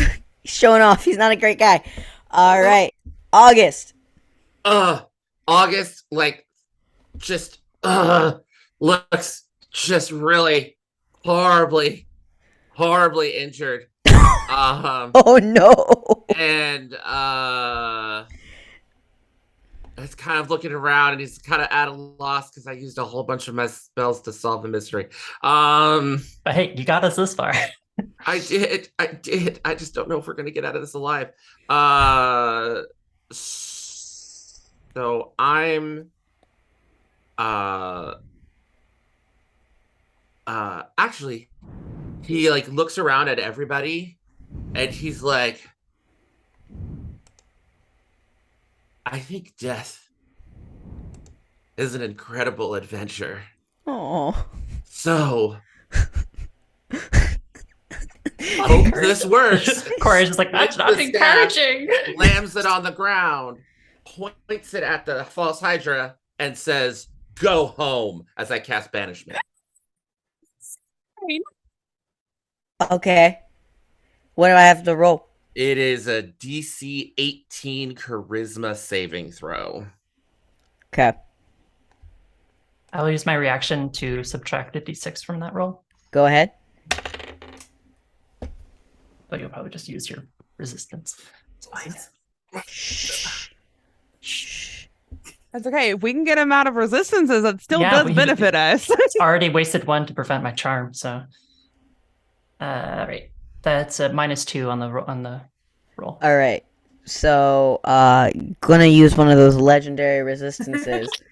I rolled a 9, so yeah, the resistance is gonna come in handy. So Not very charismatic. Yeah, exactly. So this portal opens up in front of this false Hydra, and these black tendrils start to spider-like almost crawl out of this portal to encapsulate and start wrapping this false Hydra in some web. But the false Hydra kind of uses Kore as like the scissors to break free of this web, and the portal closes before this creature is able to be pulled in, and the banishment unfortunately does not succeed. Anything else? I'm going to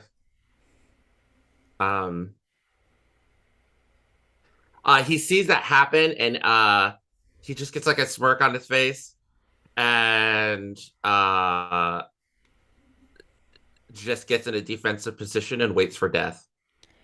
Oh my god. Oh my god. You don't have a healing word. You're a cleric. I do not have healing word. Oh my. I had to make an active decision. I could either heal myself or I could banish. I can't do both. I could have used Cloak of Shadows to go invisible. Like I don't think my character's built for this fight. Oh no. I love it. I'm gonna use another legendary action. Oh god. There it goes. Good.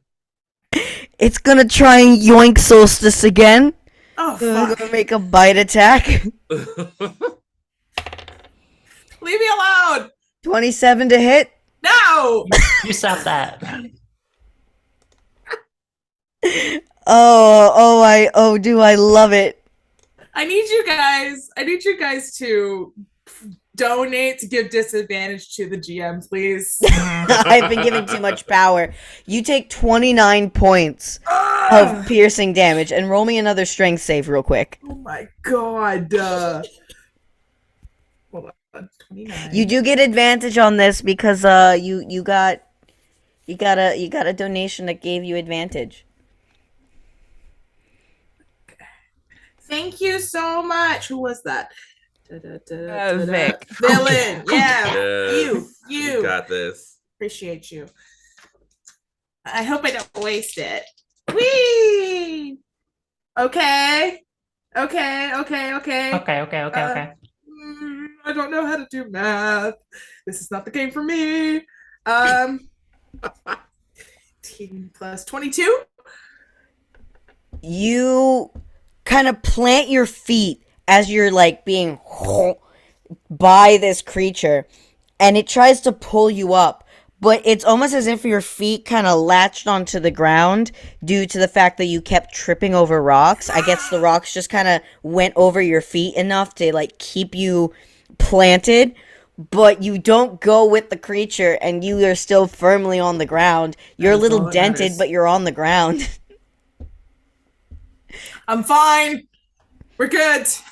we're good. We're good. I'm Everything's good. I'm fine. Everything's good. You're good. Madeline, it's your turn. Okay. Oh god, the Hydra's gonna get another turn. I know. That's Straight up. That's why I was like, well, the banishment's not going to work, so I'm going to die. Seconds. Wait for death. You say that as if death's the worst thing that can happen to you. Oh gosh. Does Oh the no. I Hydra just got has feeble-minded, my dude. the Hydra has Solstice, right? And still has Corey. me. The It still has oh my Corey. Just goodness, says Corey. Yep. just as Corey. Words. Okay. Can't do that then. So I will also try to banish the false Hydra. If anything, it will use its last resistance. Yeah, I'll do the banishment. 18. 18. Yeah.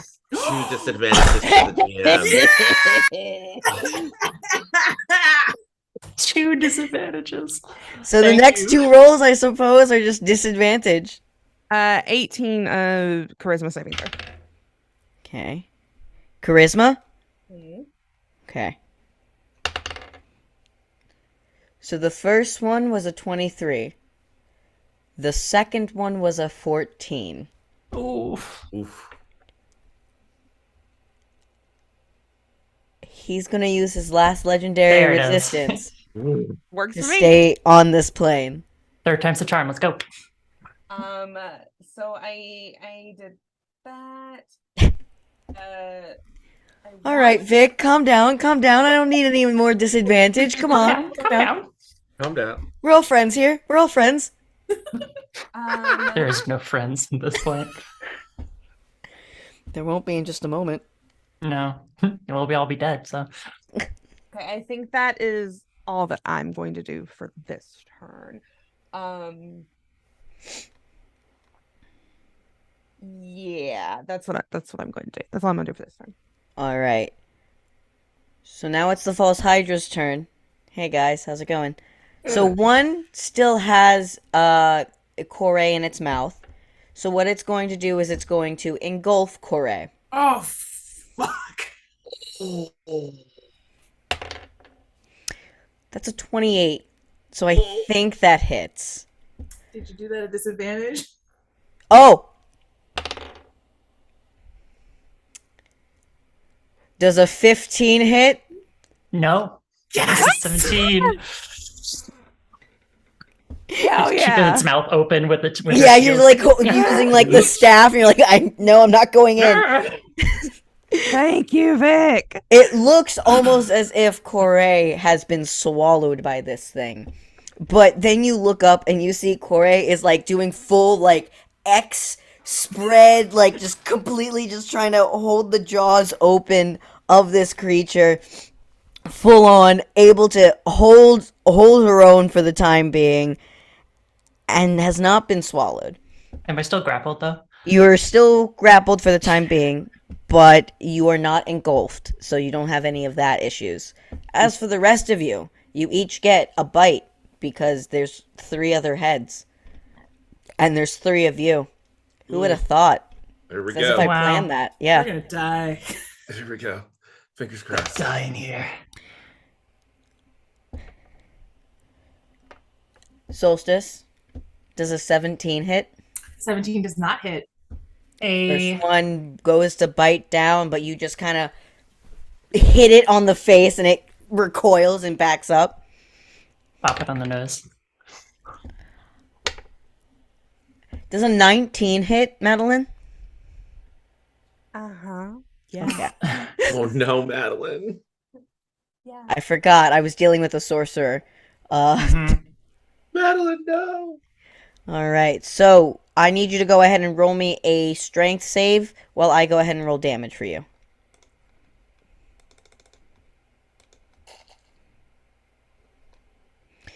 You're going to take 24 points of damage, of piercing damage. 18 is my save. Did you say 24? Yeah. As you watch Madeline, this tiny bunny-like creature, almost get yoinked, much like our bird friend as well as our construct. This creature manages, because she is so small, to go through the gap of the mouth right before it pulls itself back up, as 18 was the DC you needed to succeed. And Madeline is still firmly on the ground. And now last one is August.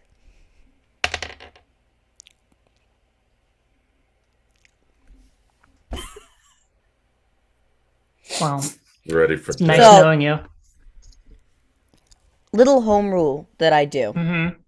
is if something rolls a natural 1, it ends up hurting its allies rather than hurting its enemy. Oh. So with this, the creature, with its eyes closed, makes a swipe at August, but completely misses the mark, and manages to make a bite attack at Wells, and bites Yeah. down on them. Get it for catching him in its.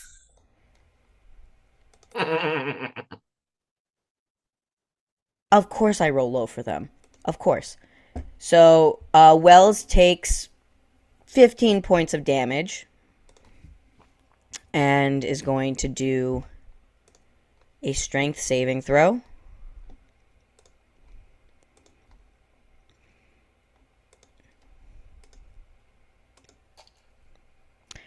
Which they succeed, and you all watch as this thing that's around Wells's belt kind of glows with this fiery energy, as if this strength is and gravity is holding them down in place as this creature bites down on Wells. They don't go flying, but they do take the 15 points of damage. And with that, that is the end of the False Hydra's turn. And now, it is Corey's turn. Okay.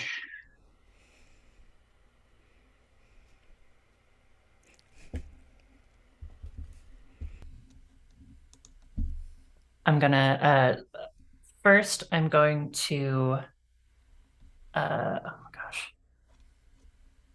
The constellation is going to shift into the form of a bow and arrow, into the archer form, and then so as a bonus action, she's going to make a range attack against Wells.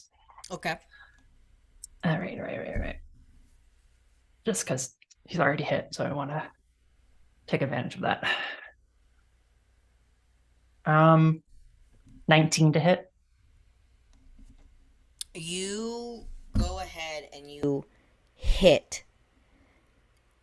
And as this arrow manages to pierce Wells, a sheet of ice encapsulates this tiefling. And the arrow hits the ice rather than hitting Wells. Wells is now completely stationary on the ground, covered in ice and frozen in place, but you did not manage to cause any damage to them necessarily. But you do see that a bit of the chipping away is at the ice. Okay. Should I roll damage? Yes, like, please. with the ice? Okay. Yep. That's 2d8 plus 5. Radiant, 12 points of radiant damage. 12 points. All right. Mm-hmm. The arrow hits, makes a little bit of a dent in the ice. Anything else? Corey will it's like thing. She like puts her hand up and then like releases her arm to send that radiant bolt to Wells, and then she's just gonna look at the open maw of this creature trying to swallow her. She's gonna take her crystal and just light a little flame behind it to like project the flame, and she's gonna cast Sunbeam at 6th level. Oh my goodness. And you're casting that at Wells, or you're casting it at the Hydra? It's a 60-foot long line. Okay. So directing it into the mouth of this thing. So he needs to make a Constitution saving throw. Okay. I'll use my reaction to subtract a d6 from that. Okay. That's -2 on that roll. 17. Failure. Hey. All right. So 6d8 radiant damage. Whew. 68. 6d8. That's I need to make sure I have that many. Okay. And they are blinded for until my next turn. Ooh, okay, only 1, but otherwise pretty good rolls. Okay. And 28 points of radiant damage. Whew. You all watch as Corey kind of shifts herself inside of this thing's maw to going from like full like X blade where beak was facing out front towards you, where she shifts to where now she's X blade with the beak turned towards inside of the mouth of this creature. And then you just watch a flash of light that that lights up not only this creature's mouth, but its eyes. So much so that the light starts to fill up the entire false Hydra, blinding each and every head one by one, as if they're Christmas lights or holiday lights. And they take a decent amount of damage as you hit it with this beam. And it is now blinded until the end of its next turn. Yep. Go ahead and roll me a strength save to see if you can get out. Save. Okay. +4, right? Yep. Mm-hmm. I don't know if this is gonna do it. My strength is only +1, so 15. Corey's still in this creature's maw, but it's blinded. So who knows what will happen because of that. Anything else? No, just the crystal that she cast it from is still glowing, as if it's because she's concentrating on Sunbeam, so she could do that again next turn. Oh, fun. All right. Well, that's the end, and Wells turns to August. Is he still frozen?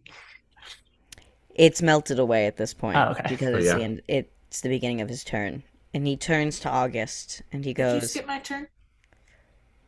Did I? I thought I was after Corey. You are.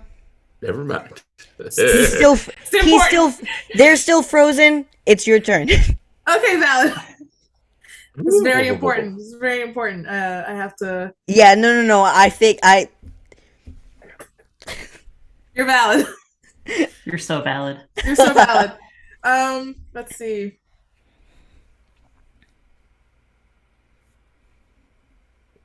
Okay.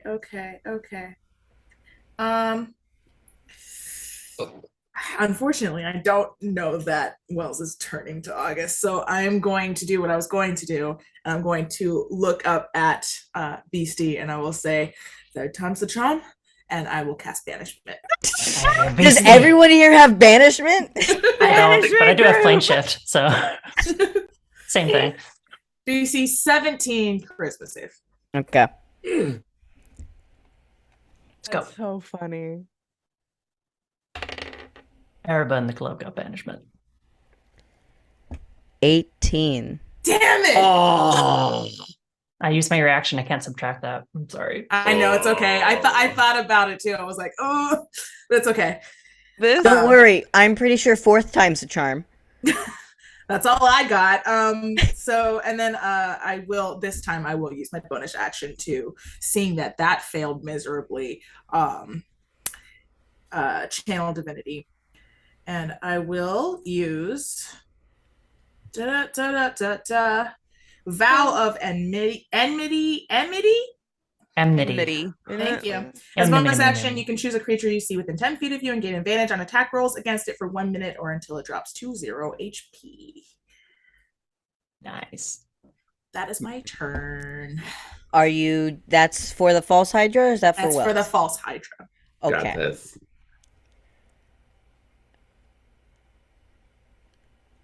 Wells is going to defrost like a chicken.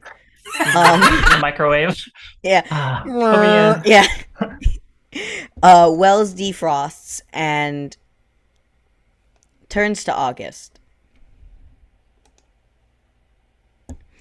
And he's going to just walk towards August.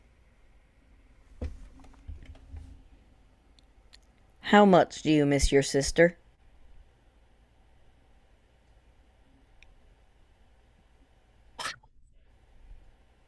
I'm gonna spit blood in his face. Oh. Excuse me, sorry, I didn't mean to just get some injured. Just that's all. It's You the know, I'm only on death's response door, that you know. August gives. Wells, I love that. I love that. Yeah. He's going to point directly at you. Counter spell. 5th level. 5th level? Mhm. Let me check something real quick. Shift the level of this spell real quick. Roll me a d20. Oh god, I'm so scared. Do I add my modifier to this, right? Yeah. Yes. Your ability modifier. 22. Yep. You all watch as Wells points at August and says, "Join her." And this dark blackness shoots from his finger, aiming directly towards August's heart. But then a large golden clock shoots up from the ground and absorbs this black energy that is directly towards August, with them counterspelling it out, and thus the power word kill not taking any effect. God. I look at Wells and say, I already lost a friend in you. I'm not losing anymore. Nice. Mic drop. Made him waste that 9th level spell. I was very nervous, y'all. Fuck you. And with that, he is going to Misty Step, so he's out of range of August, because he got right up on August and he was like, "This didn't work. I'm not in a safe position anymore. I'm gonna back away behind the He Hydra." was so confident. So Yeah. confident. So confident until it was time to actually act, and he just ran away. Yep. They just ran away. So yeah, Wells backs up and they finish their turn. And with that, it's now August's turn. Okay. August.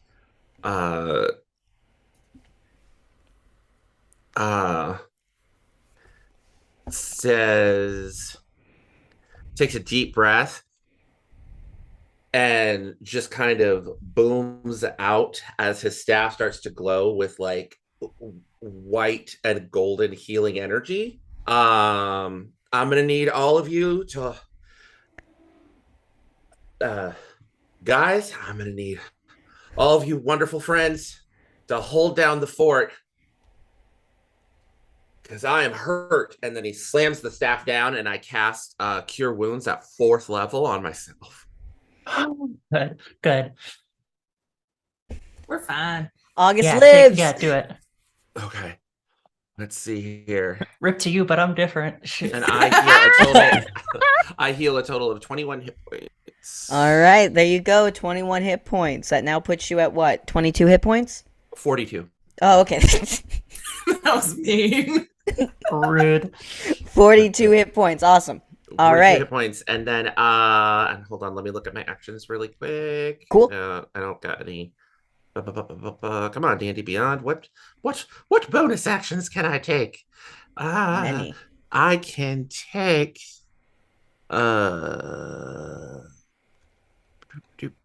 Nope, I don't got nothing. That is it. All right. So you all watch as this. It looks like spider webs that start to form over August, kind of weaving and sculpting his body in such a way that they look almost as if they've become a cocoon of web themselves. But then the webs fall away, and you see August standing there still, looking actually better than he did just a few seconds ago. And those hit points do take place, because I'm not going to be mean and counterspell that. And and then that's the end of your turn. Top of the round, Madeline. I think seeing all this happens, a very sad look comes over Madeline's face. And I look at Wells, even though they're hiding behind the false Hydra, and I say, I am so sorry. And I'm going to cast Disintegrate. Oh, fuck! So they do have to make a dex saving throw of 18, but I am going to use my heightened spell and spend 3 sorcery points to give them disadvantage. Very good. Very good. Sorcerer is coming in clutch with the damage. Terrifying. Now I'm faced with a dilemma.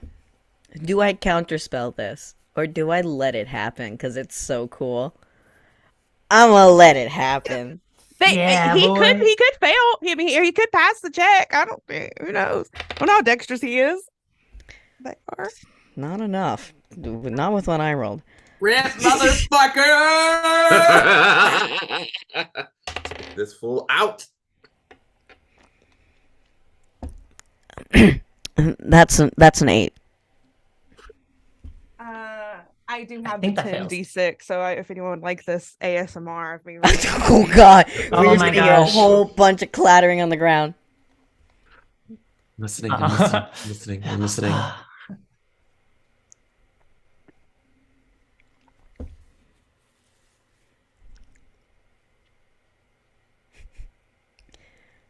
It's a whole bunch of dice. It's 80 counting. points of force damage. How many? 80. Now, Madeline, Yeah. how would you like to disintegrate your friend? What, dude? Ex-friend. Ex-friend. Best childhood friend that you have so many memories with that weren't taken away. How would you like to destroy them completely and utterly and erase them from this world? Mhm. Yeah, as Madeline raises their hand up, they just say, I am so sorry, Wells, but I can't allow you to bring this corruption into the world. And I cast the spell. And I think the way that it manifests is sort of similar to the spell that she cast earlier on herself. So like the twirling gold glitter of cogs and the insides of a clock wrapping around Wells. But in between these like turns of this clock, you see memories of them together growing up and living their life and going on adventures and enjoying each other. And then slowly Wells just sort of fades into one of those memories. he fades away, or they fade away into one of these memories. And it's like they were never there to begin with. Because as this occurs, Corey is dropped from the false Hydra. And all 4 heads start to wail in a loud song. As this hits your ears,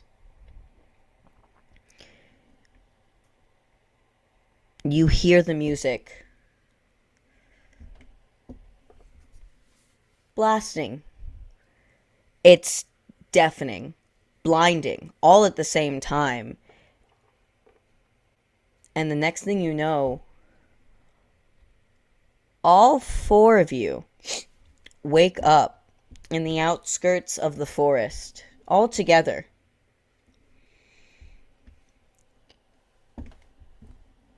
Why are you here? Where were you? What just happened? And Madeline, you spent a lot of time at this lake alone. Your entire life at this lake alone. It feels like there's something missing, but you just can't quite put a pin on it.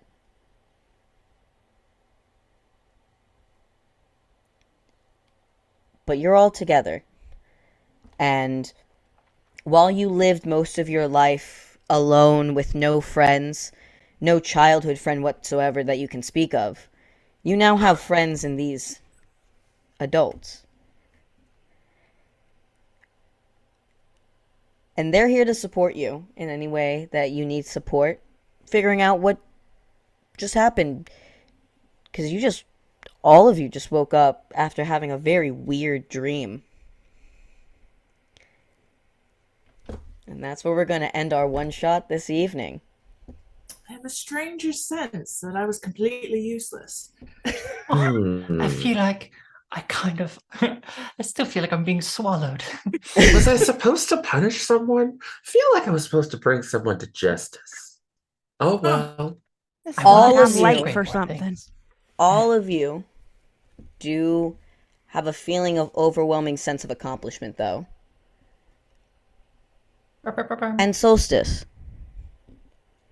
you look down in your pouch,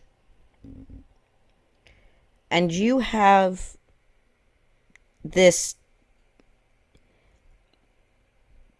head of a thing that you have no clue you remember getting it. But whatever it was, you must have killed it real good, because it's never coming back. Huh. Oh, head? What? Hmm. Don't know. I don't know, but I must have killed it, so And that is where we leave our brave adventurers, forging new paths, reuniting with false memories and possible new ones. And we are going to end our D&D one-shot right there. Thank you so much, everyone, for participating. I'm so glad that you all enjoyed yourselves. You won. No one died. Wells died. No one Yeah, important Ellen died. died. My Died. childhood best friend No one who died, matters but it's died. fine. Yeah. Yeah. All right, this is your last chance to go ahead and put forth your names for the player's handbook as well as that set of dice. Once you've gone ahead and put in your last chance for the hashtag EL2022, we'll be revealing the winner in just a moment. Yay. Yay.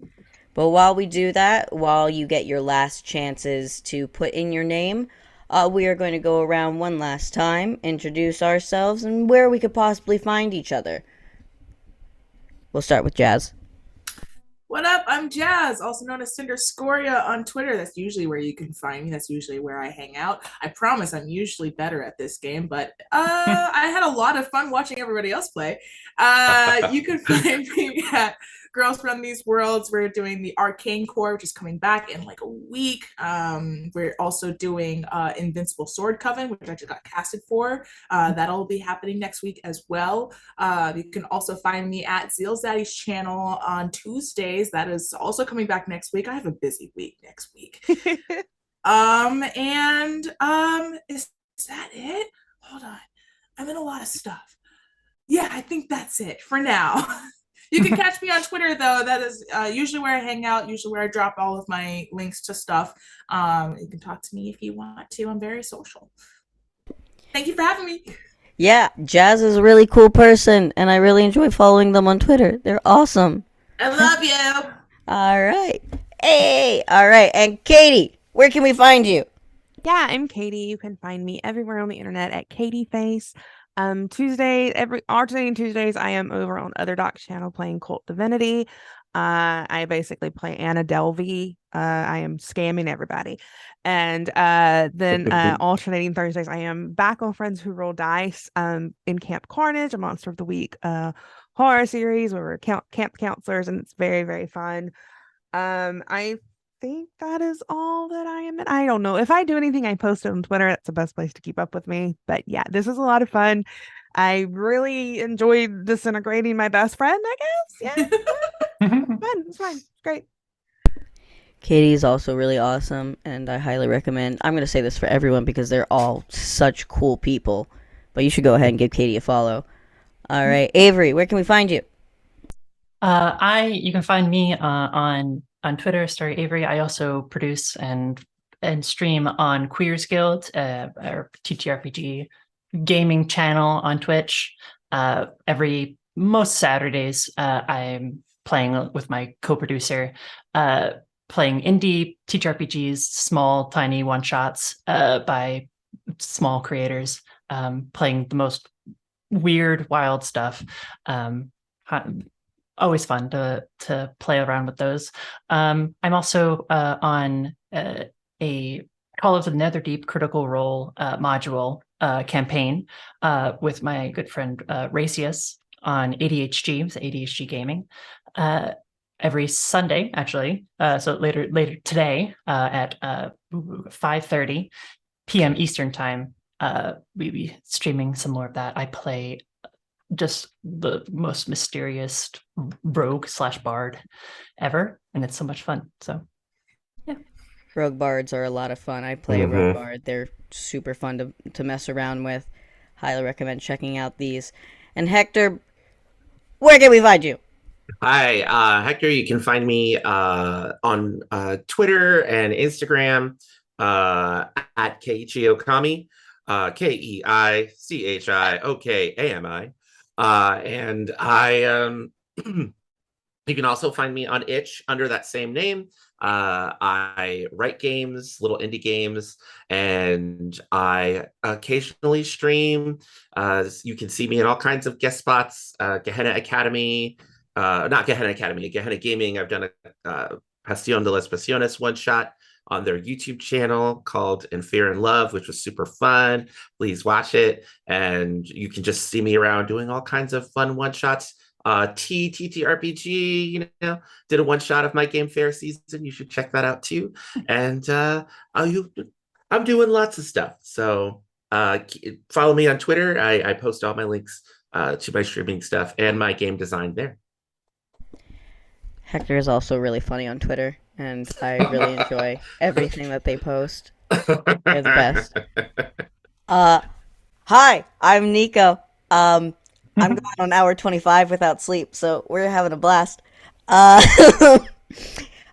did amazing. Thank So you. This entire one shot was brought to you by basically all of our donators. We closed it out at 11 p.m. and I had it ready to go to have everyone play by 6 a.m. So I am so glad that everyone here could participate. I'm super excited that we had so many different types of characters that brought in everything that they could.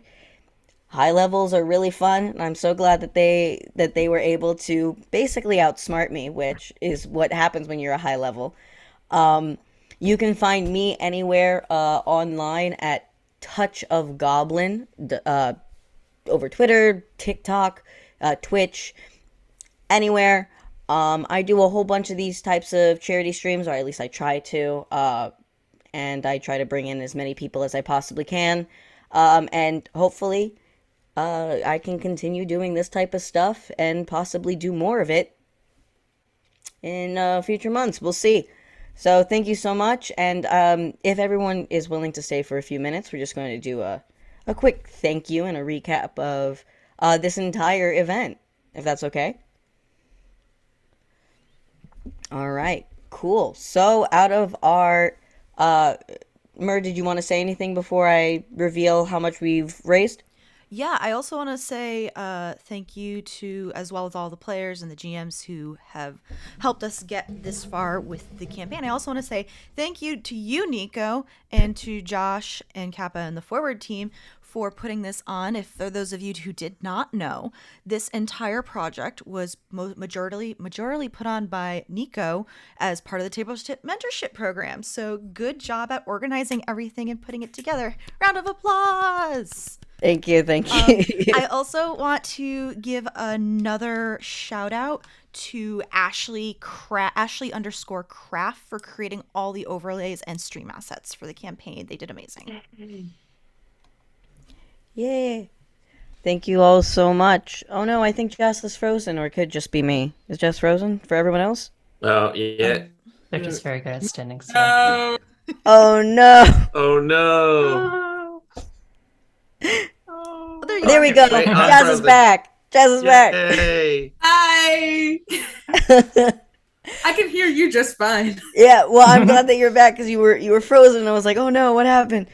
But to recap for today, starting from 11 a.m. at on November 5th to now 10 a.m. November 6th, with our original goal of $500.